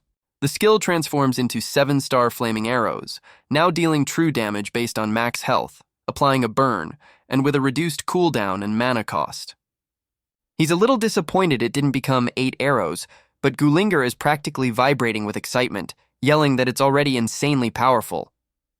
She gives him a confident wink, updating him on their new odds. The win rate has risen to 34%. Just then, a notification pops up. His phantom skill is already off cooldown, surprising them both. Perfect, he thinks, deciding to use the last evolution charge from his remaining clone. He gives the order, activate evolution, but the system hits him with a hard no. The skill is still on cooldown, and his confident smirk vanishes. He quickly realizes his mistake. The phantom inherits everything from the main body, including skill cooldowns. A critical oversight. He makes a mental note. Next time, he'll use the clone's upgrades before using his own. With his skill on cooldown, Morning Wine Elegy tells Gulinger they need a new plan to boost their chances against the Wolf King. He leads her to a lake, and as he tells her to follow, a massive crocodile beast erupts from the water. He'd already fired his shot, a perfect arrow aimed straight for its throat. A direct hit. The kill nets them some advanced crocodile meat, a powerful buffing item that Gulinger is very excited about. With the plan set, he activates his double phantom skill, summoning 2 clones to triple their farming speed. He promises Gulinger she'll get her fill soon enough. 1 hour later, she's in a state of pure food-induced ecstasy. The evolved meat was so good it raised her favorability by 30 points. Now fully stocked with powerful recovery items, Morning Wine Elegy feels confident and asks Gulinger for an updated win rate. After a quick calculation, Gulinger updates their chances of victory to a solid 40%. That's all Morning Wine Elegy needs to hear, confidently declaring that it's time to take down the Wolf King. As he strides off, Gulinger scrambles to keep up. But elsewhere in the dark woods, a mysterious hooded group is on the move, their purpose unknown. Thanks to Gulinger's map, they soon arrive at the entrance to a foreboding cave. Without wasting a moment, Morning Wine Elegy summons his phantoms and begins activating his death trap skill. He reveals his brilliant strategy. With a 60-second duration and a 30-second cooldown, each of his 2 phantoms can lay 2 traps for a total of 4. But he's not stopping there, repeating the process over and over. He meticulously transforms the entire cavern floor into an inescapable web of death. Gulinger is stunned by the overkill, but she points out something strange. Despite all this preparation, their win rate hasn't gone up at all. Morning Wine Elegy calmly tops off his mana, explaining that the traps will ensure the fast Wolf King has nowhere to run. But Gulinger is still worried, pointing out their win rate is still below 50%. Unfazed, he just smirks and points to his head, telling her to leave the rest to his brain. With the final preparations made, he orders Gulinger to hide behind a protected tree and stay put no matter what. Then, standing alone before the dark maw of the cave, he issues his challenge. From the suffocating darkness, a malicious eye snaps open. A terrifying bipedal white wolf king emerges, roaring with ancient fury. Morning Wine Elegy braces himself, confident the beast will step right into his meticulously laid trap. But the Wolf King stops dead in its tracks, sensing the danger. To his shock, the beast is far more intelligent than he expected, and it retreats back into the darkness, completely avoiding his trap. Frustrated, Morning Wine Elegy resorts to taunts, mocking the beast for hiding like a coward. From her hiding spot, Gulinger pouts, thinking that if he proves his strength, she might even consider marrying him. But her daydream is violently interrupted as a hand clamps over her mouth. Suddenly, a notification flashes. A trap has been triggered. He knows instantly that it wasn't the Wolf King, and the horrifying realization sends him into a rage. He whirls around, screaming for the only other person out here, Gulinger.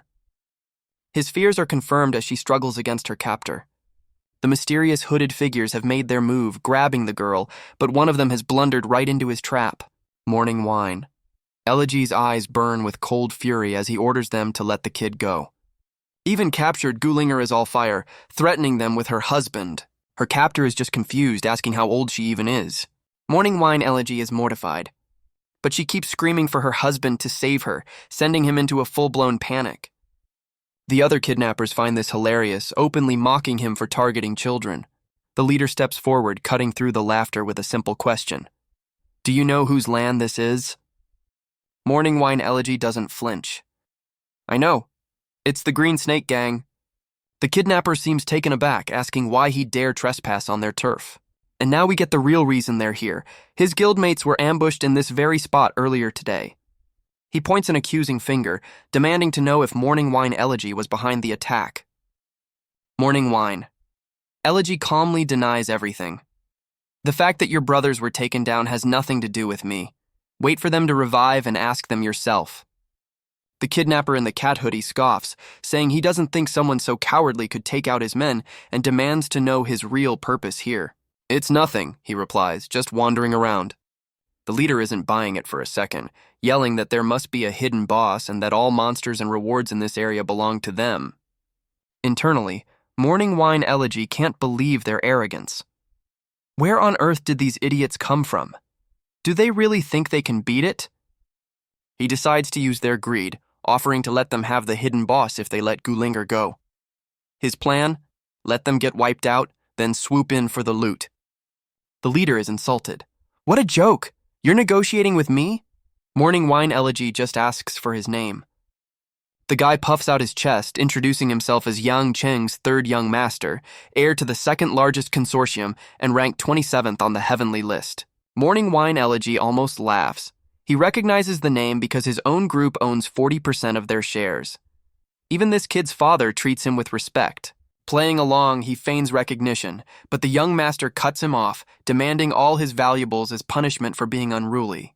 Morning Wine Elegy sighs, putting on a show of reluctance. I didn't want to escalate the situation. He then points dramatically towards the cave, but you're definitely overstepping your bounds.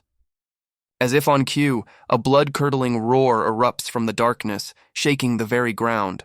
The kidnapper in cat hoodie is ecstatic. Boss, there's really a hidden boss! Yang Cheng's third young master scoffs. So, didn't I already say that? Pumping his fist, the young master rallies his guild. The Green Snake Gang is invincible, charge with me. And with a final battle cry, the entire gang charges blindly towards the cave. One of them shoves Gulinger back towards him, yelling, Get back to your child bride, we'll settle our business later. Catching her, Morning Wine Elegy watches them go, wondering how such a reckless group ever reached this level. They didn't prepare, they didn't do any reconnaissance. They're just running straight into the jaws of death. And with a wicked smirk, he steps onto one of his own glowing traps, thinking, If they happen to step into my trap, I can't take all the blame. The trap springs instantly, ensnaring the entire Green Snake Gang in glowing chains as they cry out in shock. Before they can recover, a guttural roar echoes from the cave as the White Wolf King emerges. The beast towers over them, its sheer size and malice paralyzing the trapped players with fear. As his guildmates panic, Yang Cheng's third young master shouts for them to calm down, declaring that he's got this.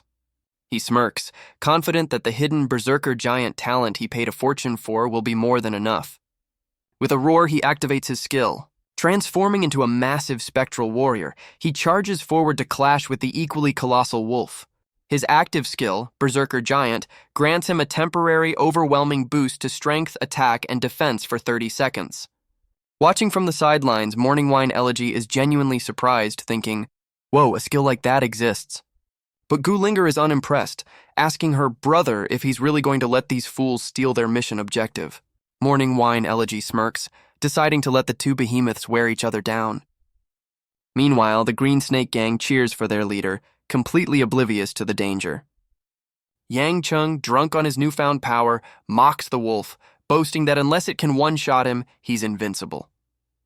The White Wolf King accepts the challenge, and in a flash of claws, it proves him wrong, leaving Gulinger stammering in disbelief. Morning Wine Elegy's analysis skill kicks in, revealing the wolf's attack.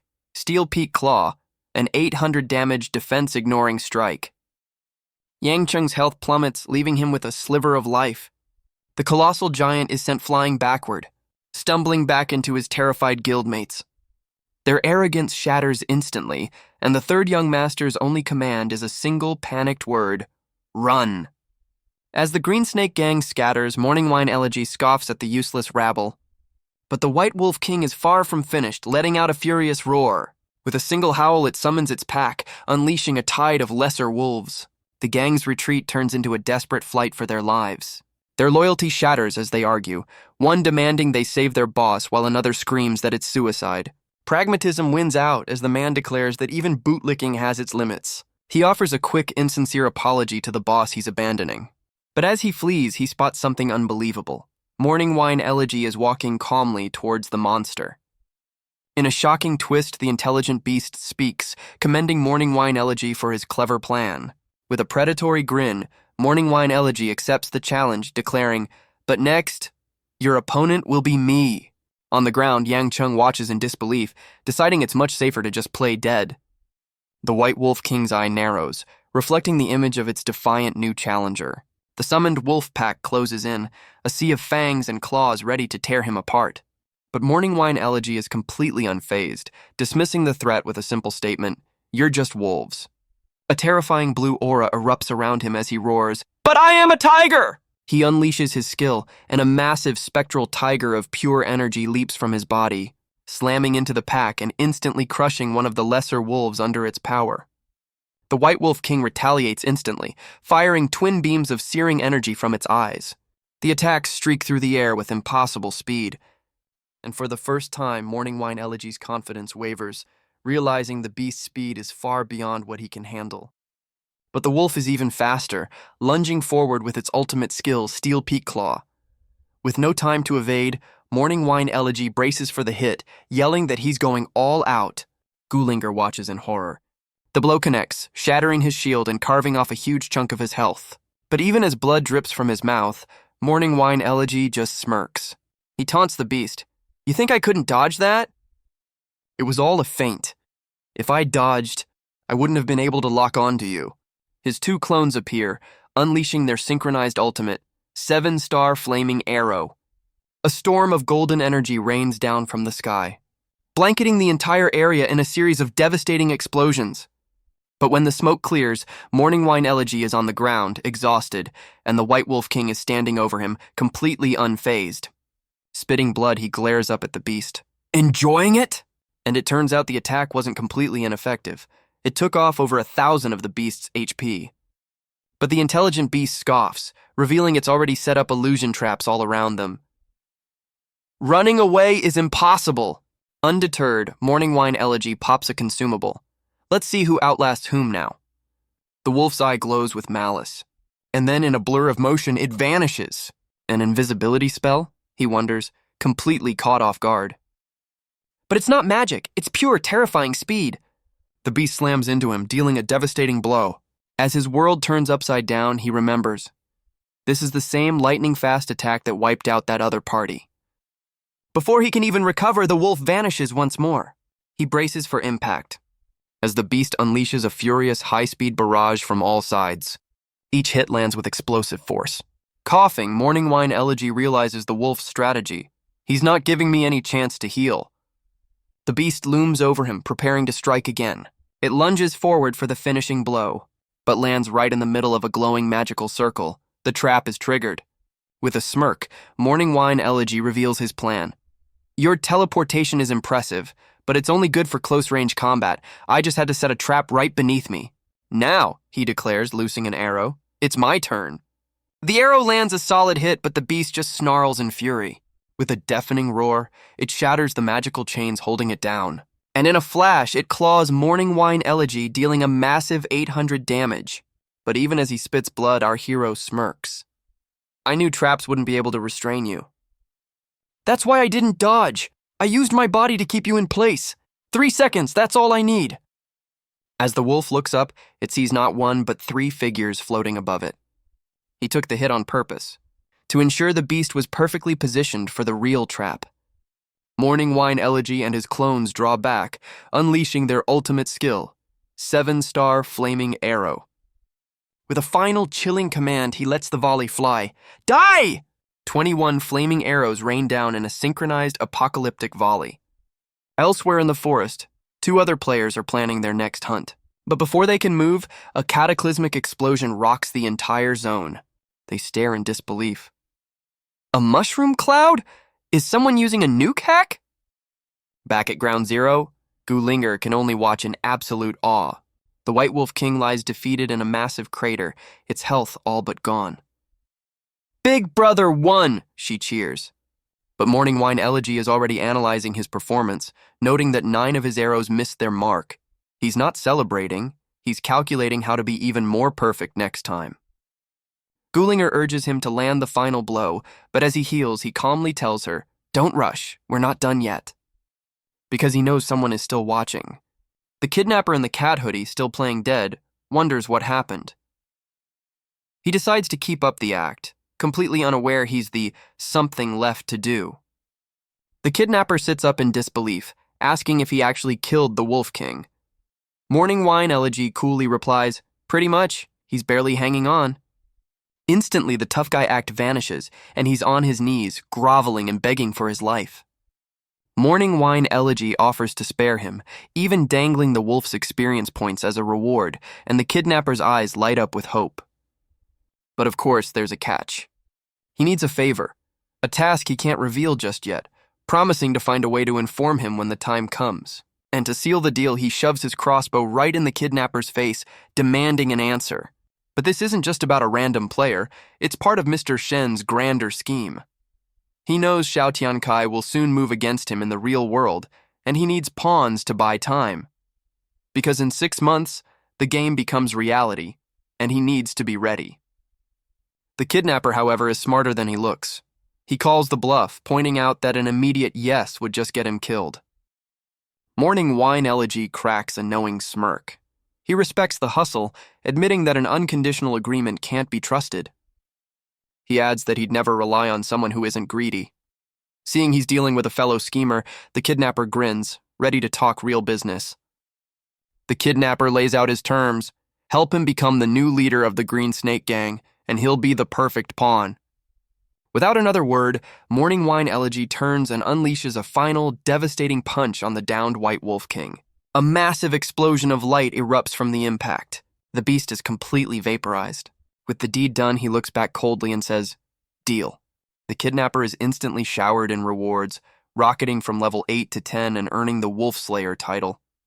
Overjoyed, he thanks his new big brother profusely as Morning Wine Elegy calmly collects all the loot. But Morning Wine Elegy cuts him off, stating coldly that he doesn't take little brothers. His eyes narrow as he delivers a chilling threat. If this new pawn ever uses his name for anything disgraceful, he will make him wish he was never born. Thoroughly terrified, the kidnapper immediately swears absolute loyalty, vowing to serve him until death. With his new pawn secured, Morning Wine Elegy calls out to a startled Gulinger, telling her it's time to leave. He gives his new subordinate one final order: wait for his signal. As they walk away, the newly minted gang leader vows to repay this kindness in the future. But as they travel, Gulinger suddenly declares that she's made up her mind and proposes marriage on the spot, calling him husband. Morning Wine Elegy completely loses his cool, yelling that she's just an NPC kid and ordering her to stop. Refusing to be called a kid, she latches onto his shoulder and bites down hard. Holding the furious girl at arm's length, he finally relents just to get her to stop so he can check his hard-earned loot. The first drop is a pair of silver-grade white wolf pants, which grant a massive 100% speed boost at full health. He equips them instantly, feeling the surge of power as his movement speed doubles. Next up are the steel wolf claws, a silver-grade assassin weapon that boosts critical damage and grants a teleporting surprise attack skill. He dismisses the new weapon as trash, leaving Gu Linger completely baffled. But the final drop is a rare quest item, and he recognizes its potential value. It's more than valuable. It's a legendary summoning skill that lets him call 2 phantom wolf minions into battle. A wicked grin spreads across his face as he realizes he can finally run a summoner build, learning the skill instantly. The rest of the loot is just a mountain of currency, adding to his already immense wealth. Meanwhile, back at the village, Lady Gu is absolutely frantic with worry. She tears into the village chief, blaming her for letting her daughter go on a suicide mission against the Wolf King. But right on cue, Morning Wine Elegy and Gu Linger stroll back into the clearing. Lady Gu rushes to embrace her daughter, who happily tells her that her new brother protected her perfectly. To complete the quest, Morning Wine Elegy casually tosses the massive wolf pelt to the stunned village chief. The village chief is genuinely impressed, her sly grin confirming that he is no ordinary person. She hands over the map to the intermediate dungeon, warning him that it's a high-level zone, but the rewards for the hidden map will be worth the risk. Unfazed, Morning Wine Elegy simply says, "Don't worry."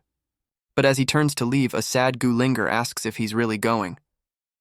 He smirks, teasingly asking if she wants to tag along. That's the last straw for Lady Gu, who swoops in and accuses him of flirting with her daughter. Gu Linger struggles against her mom, screaming that she wants to go with her brother. Flustered and furious, Lady Gu just tells him to get lost. But he's not done yet. He turns back to the village chief, pointing out that a rare wolf pelt is worth far more than a single stingy map. She grumbles that he's just taking advantage of her. Morning Wine Elegy coolly replies that he's just asking for fair compensation, since they won't hand over good items unless he pushes them a little. He then guilt-trips her, asking if this is how she rewards a wolf-slaying hero, and she finally cracks, tossing him the reward and telling him to get lost. With a satisfied smirk, he accepts his prize. And what a prize it is, the epic skill Power Strike. He can't hide his greedy grin, impressed that she was hiding such a treasure. He immediately tests out his new ability, unleashing a massive wave of energy that tears through the terrain. The village chief is stunned it could pierce a hill from so far away, but he just smirks, reminding her it's an epic skill. As he walks away, Lady Gu mutters that at least he's not a complete capitalist, calling him a brat and vowing to see him again. He glances back with a cryptic smile, telling her to remember to grow up. With his business concluded, Morning Wine Elegy activates his new gear, leaving a trail of stunned players in his wake. Gu Linger can only scream after him in frustration. He travels to the suburbs, following the map he acquired. His journey leads him to a massive waterfall, and beyond it, the gleaming metropolis of Roy City. He smirks, his meta-knowledge already cataloging the treasures hidden within. He recalls his past life, where he started out poor and missed every opportunity, forced to grind for 2 months only to find the city's best loot already taken. But this time is different. He knows where every secret is, and more importantly, he knows the game's ultimate prize, the ability to bring his power back to the real world. With a cold glint in his eye, he reaffirms his vow. Xiao Tiankai will suffer double the pain he was forced to endure. But before conquering the city, Morning Wine Elegy has a more practical goal, clearing his inventory and turning his loot into cash. He arrives at the bustling auction house, the perfect place to offload his gear. The massive crowd is a good sign. More people means more bidders, and he needs to sell fast before the NPC stores open and prices plummet. An attendant approaches, and he gets straight to the point. He's here to sell. She directs him to the registration desk, explaining the 10% handling fee and asking a crucial question. Does he want to hide his identity? He considers it. While he's not afraid of attention, he can't be bothered with endless party invites and guild requests. Anonymity is the smarter play. Soon, the auctioneer calls for the next seller to the stage. The crowd buzzes with anticipation. A charismatic elf-like player takes the spotlight to present her items. Morning Wine Elegy watches from the crowd, just another face among the sea of players, all eager to see what's on offer. She presents her first item, the Ring of Greed, a bronze-quality accessory that boosts luck, drop rate, and money earned. The crowd scoffs, dismissing it as junk worth a few silver coins. But Morning Wine Elegy recognizes its name instantly. His eyes widen. He remembers this item. It's extremely rare with only two possible grades, bronze and diamond. He knows the diamond version is a game-breaking artifact, and with his Ionic evolution, he can upgrade it. As the bidding starts at a pathetic 30 silver coins, the auctioneer calls the low price. But just as he's about to close the bid, a voice from the crowd shouts, "1 gold coin!" The other players are stunned. Who would pay gold for a piece of bronze junk? Morning Wine Elegy doesn't hesitate, raising the bid tenfold. 10 gold coins! The room erupts in chaos. The price is insane. But the first bidder, a mysterious man in a straw hat, just smirks. He knows exactly what he's bidding on. Morning Wine. Elegy is shocked. He realizes his rival must also know the ring's true value. But he doesn't care. With cold determination, he shouts, 30 gold coins! The crowd gasps at the bid, but his rival just scoffs. He instantly raises the bid to a staggering 50 gold coins. He turns to Morning Wine Elegy with a taunting smirk, challenging the depth of his pockets. Morning Wine. Elegy doesn't even flinch, doubling the price without a second thought. 100 gold coins! The entire auction house falls silent. The auctioneer is in a frenzy, screaming the unbelievable price. Going once, going twice. The man in the straw hat can only watch in disbelief, completely outplayed. The auctioneer makes the final call, confirming the ranger won't make it. And with a mighty slam of the gavel, the deal is done. The Ring of Greed is his. Morning Wine Elegy equips the artifact, smirking as he calculates the immense profits its evolution will soon bring. As he turns to leave, the mysterious man in a straw hat walks past, grudgingly admitting, "Kid, you've got guts!" But his admiration quickly turns into a threat. "I'll remember you," he vows, his eyes glowing with a dark promise. Morning Wine Elegy scoffs, wondering who would hold a grudge over a simple auction. His thoughts are interrupted by a single word. It's the charismatic elf-like player, the ring's original owner, who drapes herself over him and purrs, "Tonight, you're mine." He's completely thrown off, utterly confused by her declaration. She coyly explains that his insane bid couldn't have been for the junk ring, it must have been for her, leaving Morning Wine Elegy looking absolutely disgusted. He shoves her away, completely disgusted by her delusional assumption. With a cold glare, he pushes her hand off his chest. But she's persistent, leaning in close to whisper that she'll serve him well tonight. She promises an experience with no real-world consequences. But Morning Wine Elegy isn't listening. His mind is already back on his rival, analyzing why the man in the hat also knew the ring's true value. He suddenly grabs her, assessing her like a piece of equipment and coolly stating that she can follow him later. She completely misreads the situation, blushing as she offers him a better experience. Their awkward exchange is interrupted by a shady-looking old man in a dark hood who appears right behind him. Morning Wine. Elegy jumps back, startled as the old man grins and offers to show him some good things.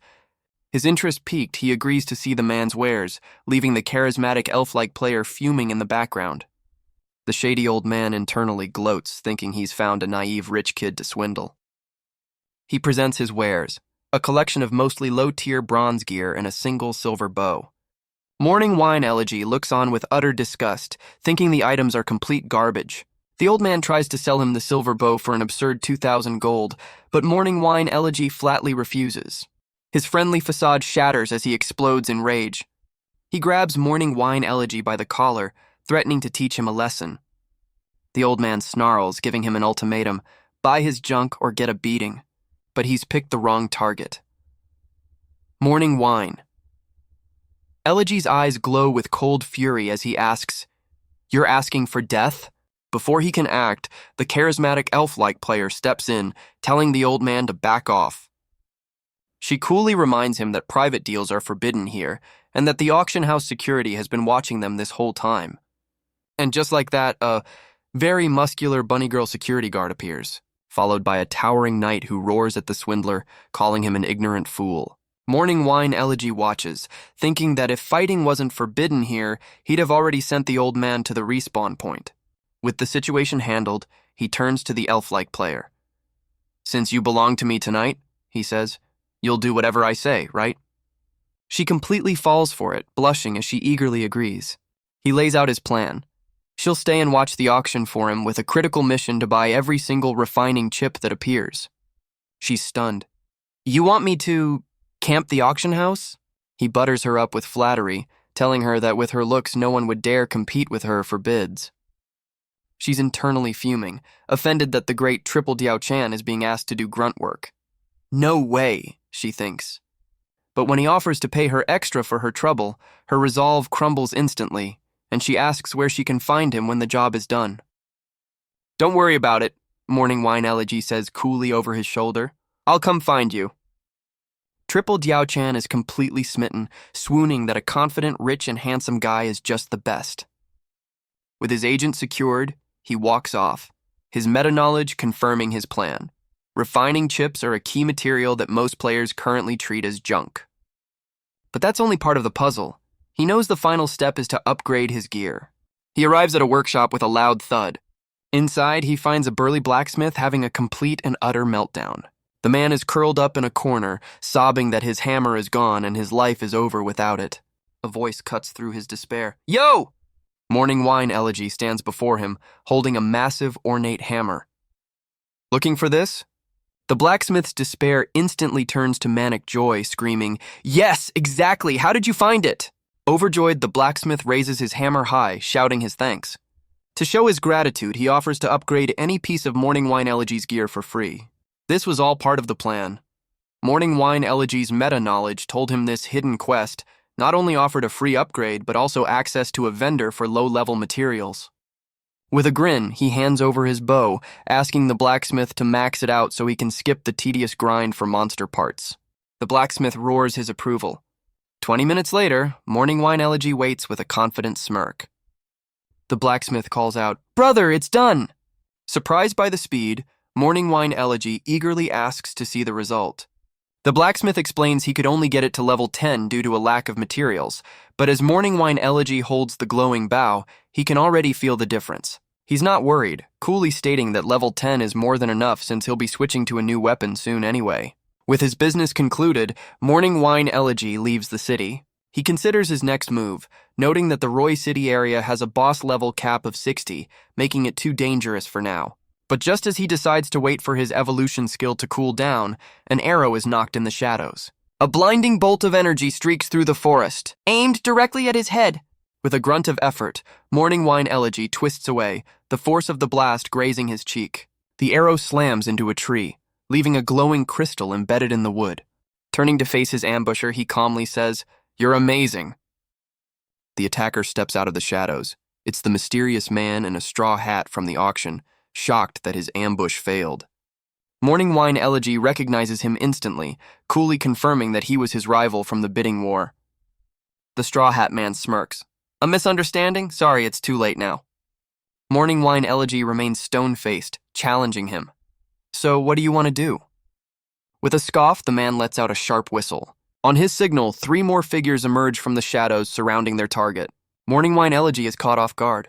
But in a shocking twist, the largest armored figure suddenly grabs one of his own allies by the hair, yanking her into the air as she screams in pain.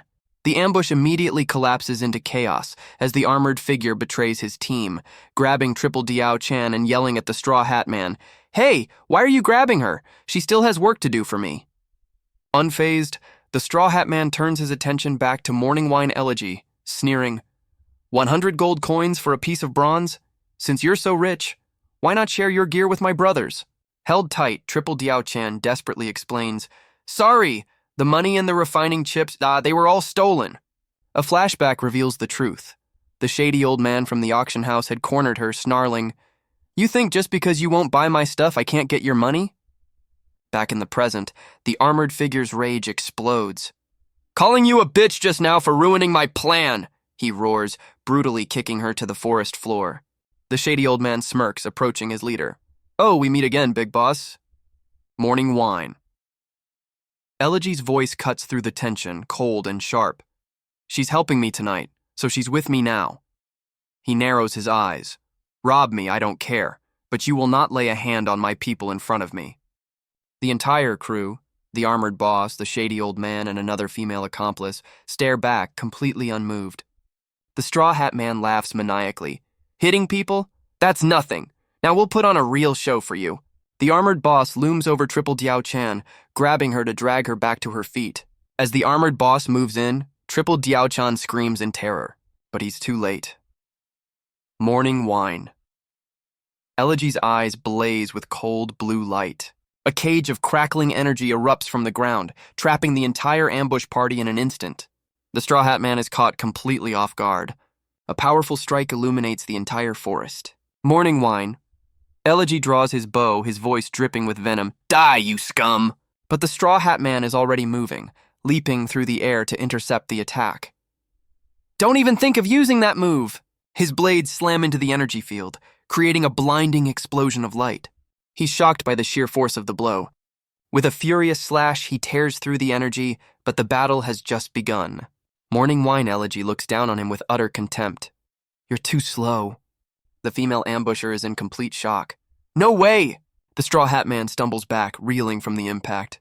Thinking their leader has fallen, the armored boss roars, You beast! How dare you kill our companion! Chop him to pieces! But Morning Wine Elegy is already preparing his next move, a glint of power in his hand. The remaining ambushers hesitate, confused by the turn of events. He activates his skill and a massive spectral clone, his phantom, materializes on the battlefield. Before they can even process what's happening, the phantom clone unleashes a devastating energy arrow. It streaks across the field in a blinding flash and slams directly into the armored boss and the shady old man, tearing right through them. The two ambushers are left screaming on the forest floor, completely neutralized. The Straw Hat Man, however, is completely unfazed, even impressed.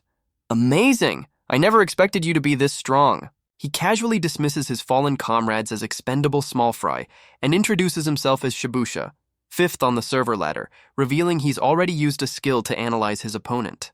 Morning Wine Elegy is not impressed. Then what do you want to say? With a confident smirk, Shibusha reveals his hand. If I'm not mistaken, you must be the ladder's #1, Chaoju Wange. That's me, Morning Wine Elegy confirms without a hint of emotion. In a surprising gesture of peace, Shibusha tosses over the stolen gold and refining shards. Morning Wine Elegy catches the bag, accepting the truce. Shibusha then makes his real proposal. Let's form an alliance. With our power, we can make tons of money and have countless women to enjoy. But Morning Wine Elegy coldly shuts him down. Sorry, I'm not interested in that sort of thing, leaving Shibusha stunned. Then what do you want? With a chilling smile, Morning Wine Elegy reveals his one true desire, revenge. As he walks away, a frustrated Shibusha calls out, Fine, I'll wait for you to change your mind. But Morning Wine Elegy stops. Hey, he says coldly, did I say you could leave yet? Shibusha turns, completely caught off guard. Suddenly, a massive flaming arrow slams into the ground right in front of him. Thrown back with a bleeding leg, he screams in shock, Who ambushed me? The attacker is revealed. Morning Wine Elegy's phantom clone, bow still raised. Your clone? Shibusha stammers in disbelief. Desperate, he tries to de-escalate. Bro, there's no need for this. If you kill me, you'll get a red name. He presses on. Do you know the cost of having a red name? In silent response, Morning Wine Elegy's clone simply dissipates into thin air. But as the first clone vanishes, a second, massive one materializes behind Morning Wine Elegy. He rises, now flanked by two clones, all three drawing their bows as he asks coldly, So what if I get a red name? Do you know the type of people I hate the most? Shibusha can only stammer, What? What? With eyes burning with cold fury, Morning Wine Elegy answers, The scumbags who betray their teammates, just like my enemies. As a single tear of pure rage escapes his eye, Shibusha begins to plead, What? Wait a second. But it's too late. The arrows fly and Shibusha is vaporized in a massive explosion, his screams echoing through the forest. A server-wide announcement confirms the kill. Morning Wine Elegy now has a red name and a 50,000 gold bounty on his head.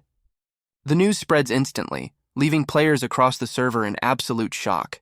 The chat explodes as everyone realizes the #1 player just executed the #5. This guy is ruthless. And just like that, the massive bounty paints a target on his back, with every player-killer guild in the game mobilizing for the hunt. Morning Wine Elegy scoffs at the system notification, disgusted by the game's hypocrisy. Triple Diao Chan watches him, confused by his calm demeanor and urging him to escape. She frantically warns him that his 50,000 gold bounty is comparable to a boss monster, and every player killer on the server will be after him. Unfazed, he stands at the edge of the crater he created, coolly stating he hasn't paid her for her help yet. He then hands her a glowing pouch containing 400 gold, leaving her completely stunned.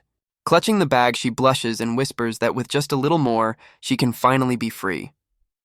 The word free instantly catches his attention, and his expression sharpens. He presses her for information, demanding to know who is forcing her into these transactions. Hesitantly, she reveals that she's working for the Rising Sun Corporation.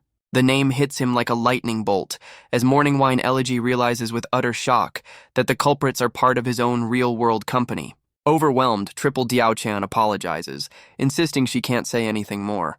She pleads with him not to ask any more questions.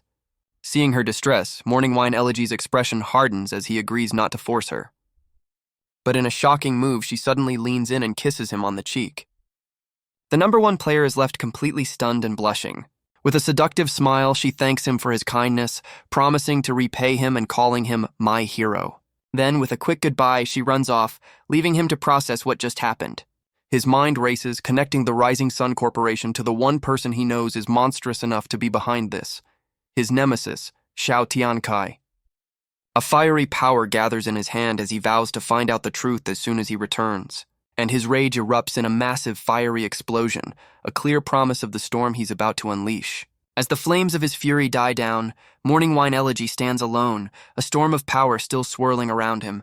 But his moment of reflection is cut short as he senses an approach, remarking with a smirk that his new fans have arrived quickly. An attack erupts from the trees, but he effortlessly deflects the blast, welcoming the chance to have some fun. From the shadows, a horde of players emerges, charging him with weapons drawn, all eager to claim the massive bounty on his head. Unimpressed, Morning Wine Elegy's eye crackles with lightning as he dismisses them as a bunch of fools seeking death. But just as the battle is about to begin, a familiar voice shouts, "Boss!" Before the kidnapper in the cat hoodie can explain, Morning Wine Elegy unleashes a torrent of electrical energy, sweeping through the crowd. Caught completely off guard, his new pawn can only watch in confusion. Morning Wine. Elegy turns on him, his blade crackling with power, coldly asking if he's here to settle accounts. The terrified pawn frantically waves his hands, insisting it's all a misunderstanding and that they were only there to help him. Thinking fast, the kidnapper in the cat hoodie screams at his men to show some respect and call Morning Wine Elegy Big Brother Big. Without hesitation, the entire group bows in unison, their voices echoing through the forest. But Morning Wine Elegy is not impressed, questioning what this bizarre display is all about. The pawn quickly explains his strategy. He's turned the Green Snake Gang into Morning Wine Elegy's personal security force, vowing to beat down anyone who dares approach. Morning Wine Elegy scoffs at his boldness, asking what he'd do if a real expert showed up. The pawn grins, explaining that even if he's defeated, he can still gather intel, because his new boss is the only real expert that matters. His words seem to get through. Morning Wine Elegy realizes this guy is surprisingly loyal, a quality that explains how he built his own gang in the first place. He accepts the gesture of loyalty but dismisses the help, stating that this is a mess he has to clean up himself. Still worried, the pawn offers him a secret place to hide from the bounty hunters. But Morning Wine Elegy refuses. He's not running. Instead, he's going to use this chaos to send a message to a new target, the Guan family. Morning Wine Elegy smirks, declaring that targeting the red-named Chao Wange is a gamble they can't afford. His new pawns are fired up, roaring their support and pledging to fight to the death for their mighty big brother. Meanwhile, another player locks onto a target through a digital interface. "Huh, so it's this guy, huh?" Hiding in the woods, a large bounty hunter watches Morning Wine Elegy's retreating figure, questioning the massive 50,000 gold bounty. Suddenly, a masked figure with glowing eyes appears directly behind him. "Hello?" Before the hunter can react, the figure explodes with power, slamming his fist into the ground. In another part of the forest, a man in red stands over a defeated foe, reporting his success to his leader. The kidnapper in the cat hoodie confirms to a silent Morning Wine Elegy that all the small fry have been taken care of. But a new threat is already watching. Reflected in a predatory glowing eye is a party of high-level players. A colossal white wolf with burning eyes emerges from the darkness, its gaze fixed on its new prey. The wolf watches a party of high-level players, completely oblivious to its presence. Morning Wine Elegy deduces that only the more skilled bounty hunters are left. He turns to his pawn, noticing his sudden tension. Elsewhere, a new hunter taunts the last survivor of another party, whose teammate is pinned to a tree. His partner, a man in a blue cat-eared hoodie, whistles and scoffs. "No way!" Just a whistle. Back with our duo, the kidnapper in the cat hoodie suddenly panics, screaming an apology to Morning Wine Elegy.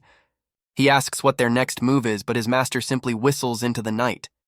The sound summons a massive pack of forest wolves that immediately surrounds them. The kidnapper roars, his fists crackling with energy as he prepares to fight. But Morning Wine Elegy calmly stops him. He explains that he summoned the wolves himself to gather intelligence, as one of the beasts licks his hand like a loyal dog. The kidnapper is completely starstruck, calling his boss a one-man army. Morning Wine Elegy confirms that while the wolves are weak, their scouting ability is top tier, and their intel is chilling. Out of 76 bounty hunters, only 2 remain, leaving the kidnapper to wonder if they're the hunters or the hunted. But the numbers don't add up. The kidnapper knows his repurposed Green Snake gang couldn't have eliminated that many skilled players.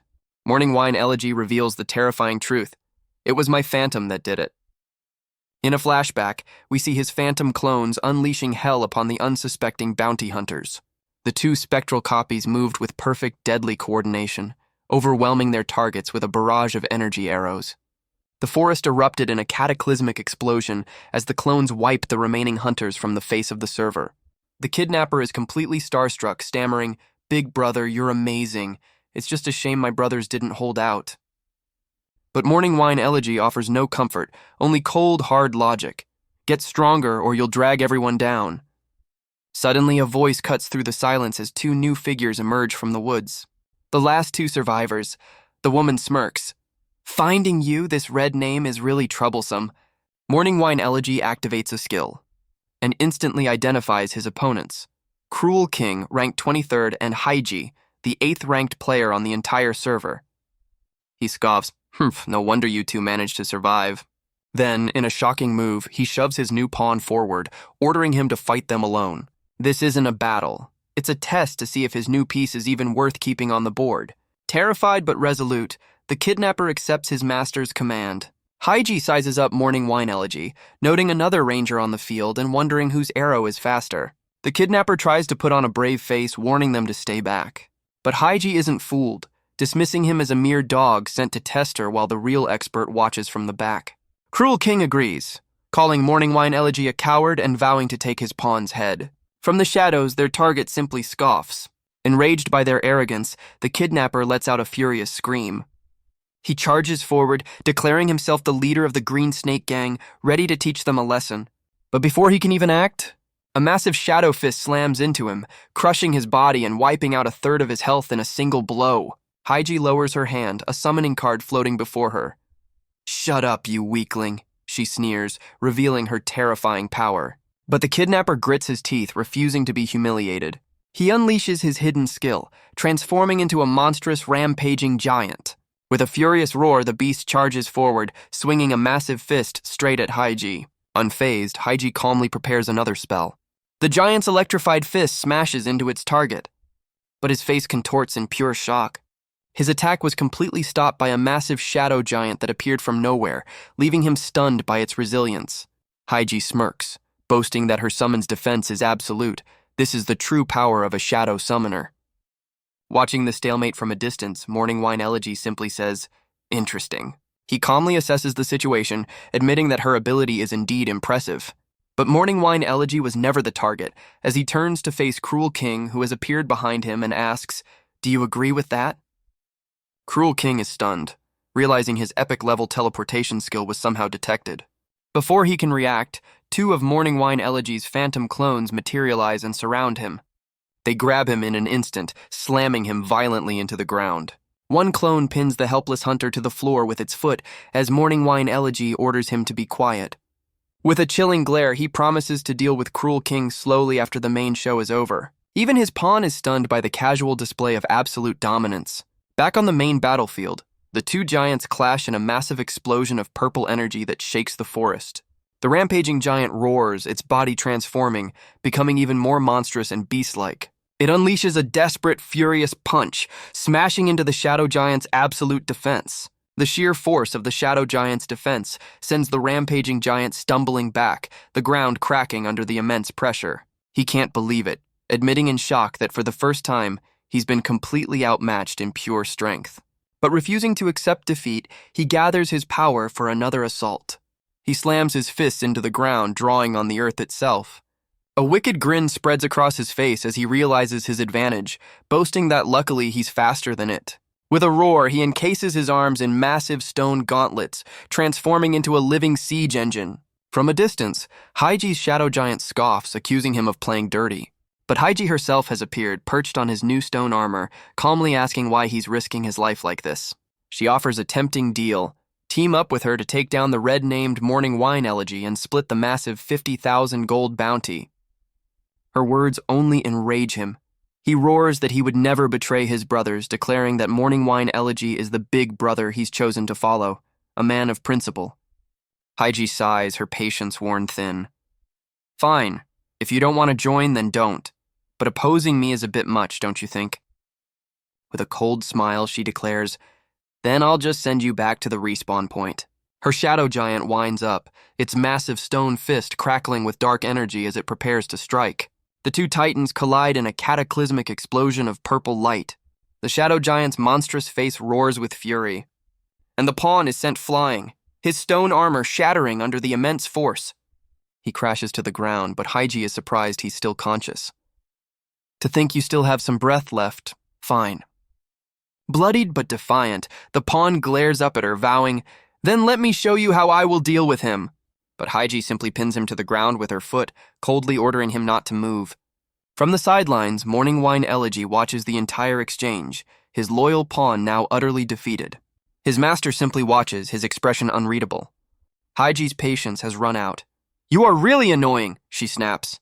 With a final blast of energy, she sends the pawn flying once more. Her shadow giant looms over him, ready to finish the job. With a wicked grin, she gives the final order. Shadow giant, crush him for me! The colossal summon raises its fist for the finishing blow. But even now, the pawn refuses to give up, cursing his powerlessness. Suddenly, a flash of golden light slices through the air, intercepting the attack. Haiji can only stare in disbelief. No, impossible! Her invincible shadow giant has been defeated in a single move, leaving her to wonder, who exactly is he? Haiji whips around in terror. When did you get behind me? Morning Wine Elegy's voice is ice cold. Who else could it be? A terrifying blue aura erupts around him as he glares down at her.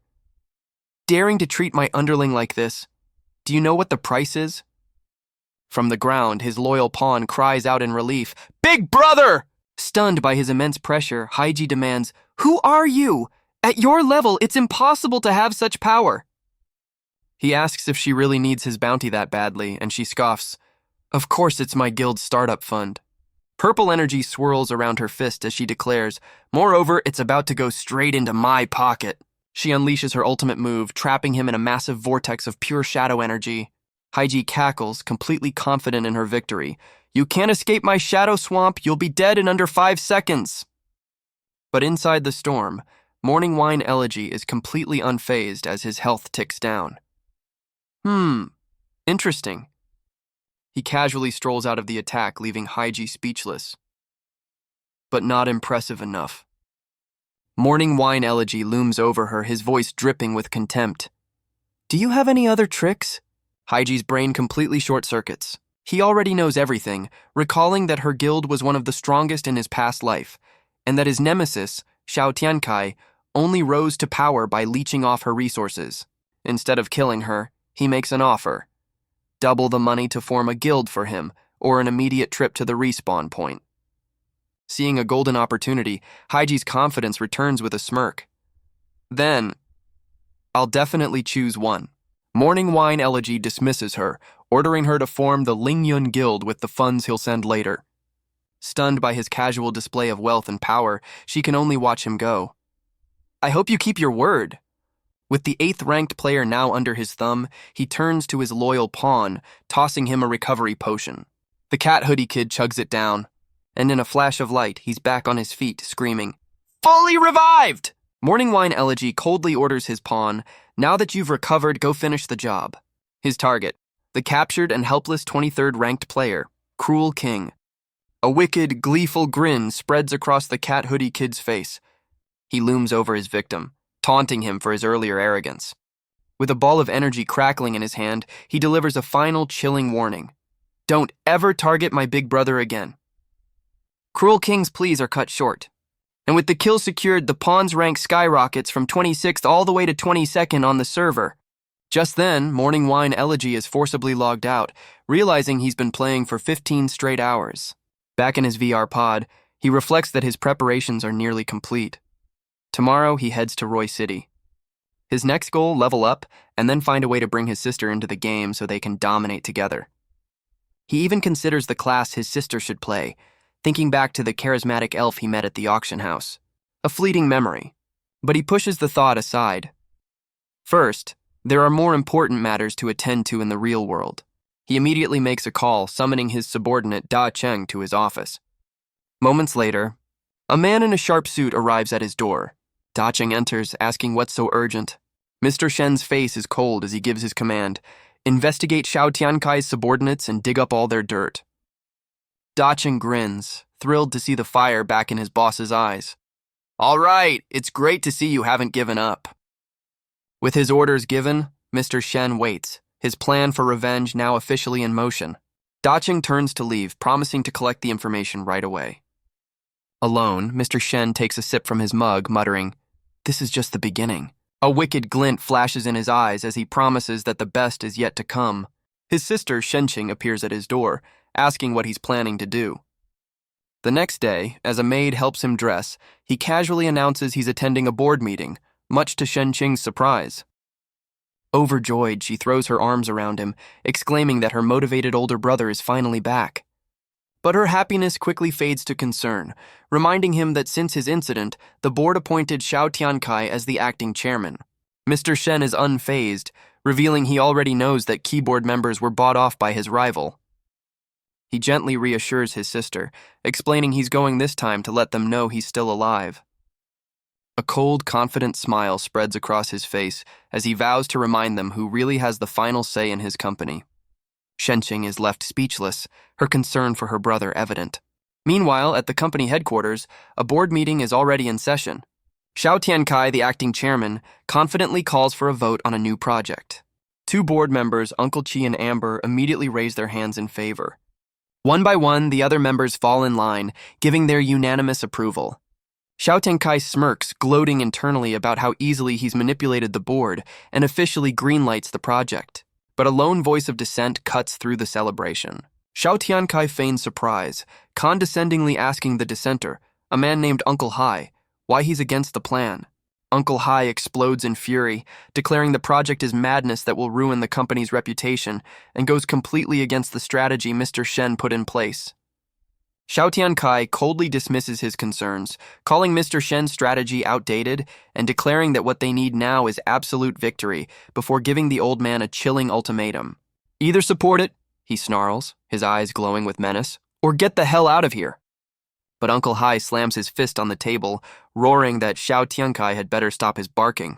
One of the other board members tries to de-escalate, telling the old man to calm down and act his age.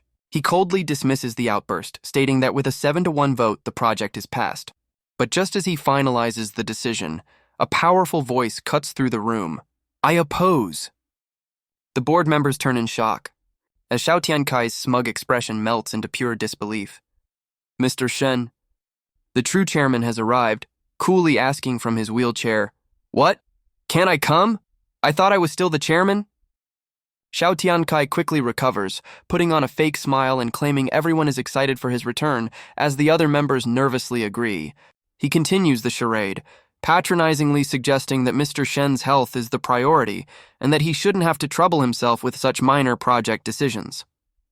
But Mr. Shen cuts through the fake concern, declaring that since he still has veto power, the project is officially cancelled. The room explodes. The furious Uncle Chi is held back by the loyal Uncle Hai. He can only seethe in silent rage. Forced into a corner, Xiao Tiankai has no choice but to concede, agreeing to halt the vote. Mr. Shen knows he can't dismantle their entire power base at once, so he plays the part of a reasonable leader, telling Tiankai to simply come up with a different plan. With only Uncle Hai on his side, he knows he must be strategic. Announcing that he'll be dropping in occasionally, he makes his exit. But just before he's out the door, he calls back to his rival. Behind them, Uncle Chi makes a silent, threatening gesture. Xiao Tiankai watches him go, his face unreadable. But the second he's alone, his mask of composure shatters. "Damn it!" he roars. "Why did that guy suddenly show up and ruin everything?" Back in his lab, Xiao Tiankai's fury cools into a chilling resolve, declaring that if they're going to take what's his, they'll have to be ruthless. On the phone, one of his accomplices warns him that Mr. Shen has already set up thorough defensive measures, making another direct move difficult. But Xiao Tiankai is undeterred. "I'll get him eventually," he snarls, "but there's one thing I can do right now." His immediate target? The one man who dared to defy him at the meeting. "That fat idiot needs to shut up!" On a dark, rainy night, one of Xiao's assassins is on the move. In the backseat, his target, Uncle Hai, sits completely unaware. The assassin pulls out a high-tech pistol and fires a single fatal shot. As Uncle Hai slumps against the window, the killer looks on without a shred of emotion. Xiao Tiankai has sent his message. But the hit isn't clean. Uncle Hai's driver has seen the assassin's face. With ice in his veins, he realizes this is a professional ambush. Just then, a massive truck barrels out, blocking their only escape route. The truck's driver grins with psychotic glee, roaring for them to die. "Uncle Hai, hold on tight!" the driver screams, flooring the accelerator. He swerves hard, tires screeching on the wet pavement. The ambusher scoffs, mocking their desperate attempt to escape. But this is no ordinary driver. He steps out into the rain, revealing a high-tech weapon of his own. One shot is all it takes to shatter the truck's windshield. And in the next instant, the entire vehicle is consumed by a massive fireball. Inside the car, a shaken Uncle Hai realizes the truth. "Xiao Tiankai, that bastard, he actually sent assassins after me." But his driver, Xiao Cheng, reveals the bigger picture. He was sent by President Shen himself. Fueled by rage, Uncle Hai swears vengeance. Miles away, Mr. Shen receives a simple text: "Uncle Hai is safe."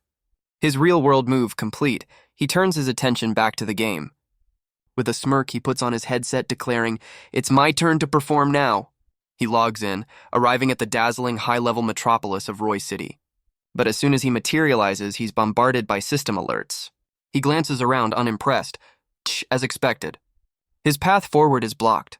Under the full moon, the city gates are sealed tight. Thanks to his meta-knowledge, he knows there are only two ways in.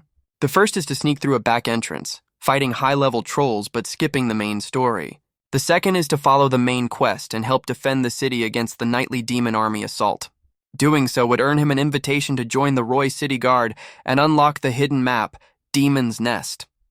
Inside, he can farm for incredible rewards, including the coveted Golden Tier Demon Guard set. The choice is obvious. First, the Demon Guard set, then I'll level up. Just then, a system notification appears. His evolution skills are off cooldown. A wicked grin spreads across his face. Perfect! If I upgrade this item to diamond quality, the profits will put me leagues ahead of everyone else. Without hesitation, he summons his two phantom clones. He then has one clone use its ionic evolution talent on the other. But there's no response. He theorizes the ring might only have two qualities: bronze and diamond. He pushes forward, ordering his clones to continue evolving. Suddenly the ring cracks. Doubt creeps in. If this fails, it's a massive loss, and he needs every advantage he can get in the dangerous city of Roy. But the potential reward is too great. Success means he'll never lack resources again. With his resolve steeled, he commits, unleashing the final evolution. It's a spectacular success. The greed ring is now diamond quality, with insane stats, plus 150 luck, double item drops, and a 100% increase in money gained. A triumphant grin spreads across his face. Great! I made the right bet.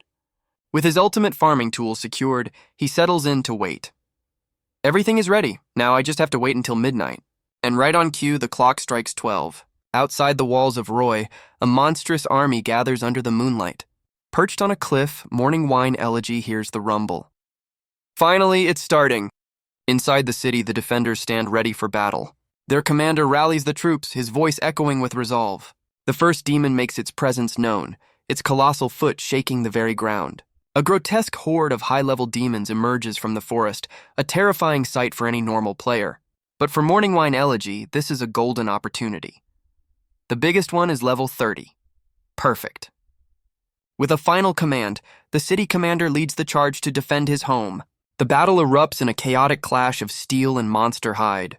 Morning Wine Elegy continues to observe, noting the unusual intensity of the NPC forces. Hopefully, they can hold their own. His plan is simple and ruthless. Let the NPCs do all the work, then swoop in at the last second to steal the boss kill and all the loot. On the battlefield, the city commander roars, cleaving through the demonic horde. His powerful shockwave sends monsters flying, but even he is starting to show signs of strain. A massive demon retaliates, unleashing a devastating beam of purple energy. The commander's face contorts with rage. "You beast!" Glowing with golden power, he charges forward, screaming, "Die!" But the colossal demon stomps the ground, and with a single overwhelming blow smashes the commander into the dirt. His soldiers cry out in despair as their leader is defeated. "General!" From his perch, Morning Wine Elegy sees the tide turn. Wait, what's this? His meta-knowledge is failing him. This isn't how it was supposed to go. If that NPC dies, his future plans are ruined. He has no choice but to step in. With no time to waste, he draws his bow, a flaming arrow nocked and ready. The shot flies true, striking the demon's hand just as it's about to deliver the final blow. Its attack deflected, the colossal beast turns its furious gaze towards the cliff. Morning Wine. Elegy smirks, already preparing his next move. Let's see you take this one. He unleashes a devastating blast that engulfs the demon in a pillar of fire. The city commander, saved from certain death, can only stare in disbelief. Who are you? But the mysterious savior doesn't answer, standing silhouetted against the fiery chaos. Instead, he gives a single cold command. Take action! He unleashes a volley of arrows that multiply in midair, raining down like a meteor shower upon the demon horde. The battlefield erupts in a cataclysmic explosion. Demons are torn apart and vaporized in the raging inferno. In a single overwhelming attack, the entire demon army is annihilated. The city commander, completely awestruck, approaches Morning Wine Elegy. Amazing! You defeated them all on your own. Take this as your reward. He opens the box and a brilliant golden light pours out. What is it? His eyes widen as a greedy, ecstatic grin spreads across his face. Holy shit, this is... Inside lies the legendary Heart of the Warrior, an item that can transfer its attributes to reality. My friend, unfortunately, this is where the first season of this manhwa comes to an end. Right now, there's no official release date for the continuation, but hopefully we won't have to wait too long. And as soon as new chapters drop, we'll immediately continue the story here on the channel. In the meantime, make sure to check out the other videos. There are plenty of awesome stories here that you'll definitely enjoy. Don't forget to leave a like and drop a comment. It really helps support the channel. Thank you so much for watching.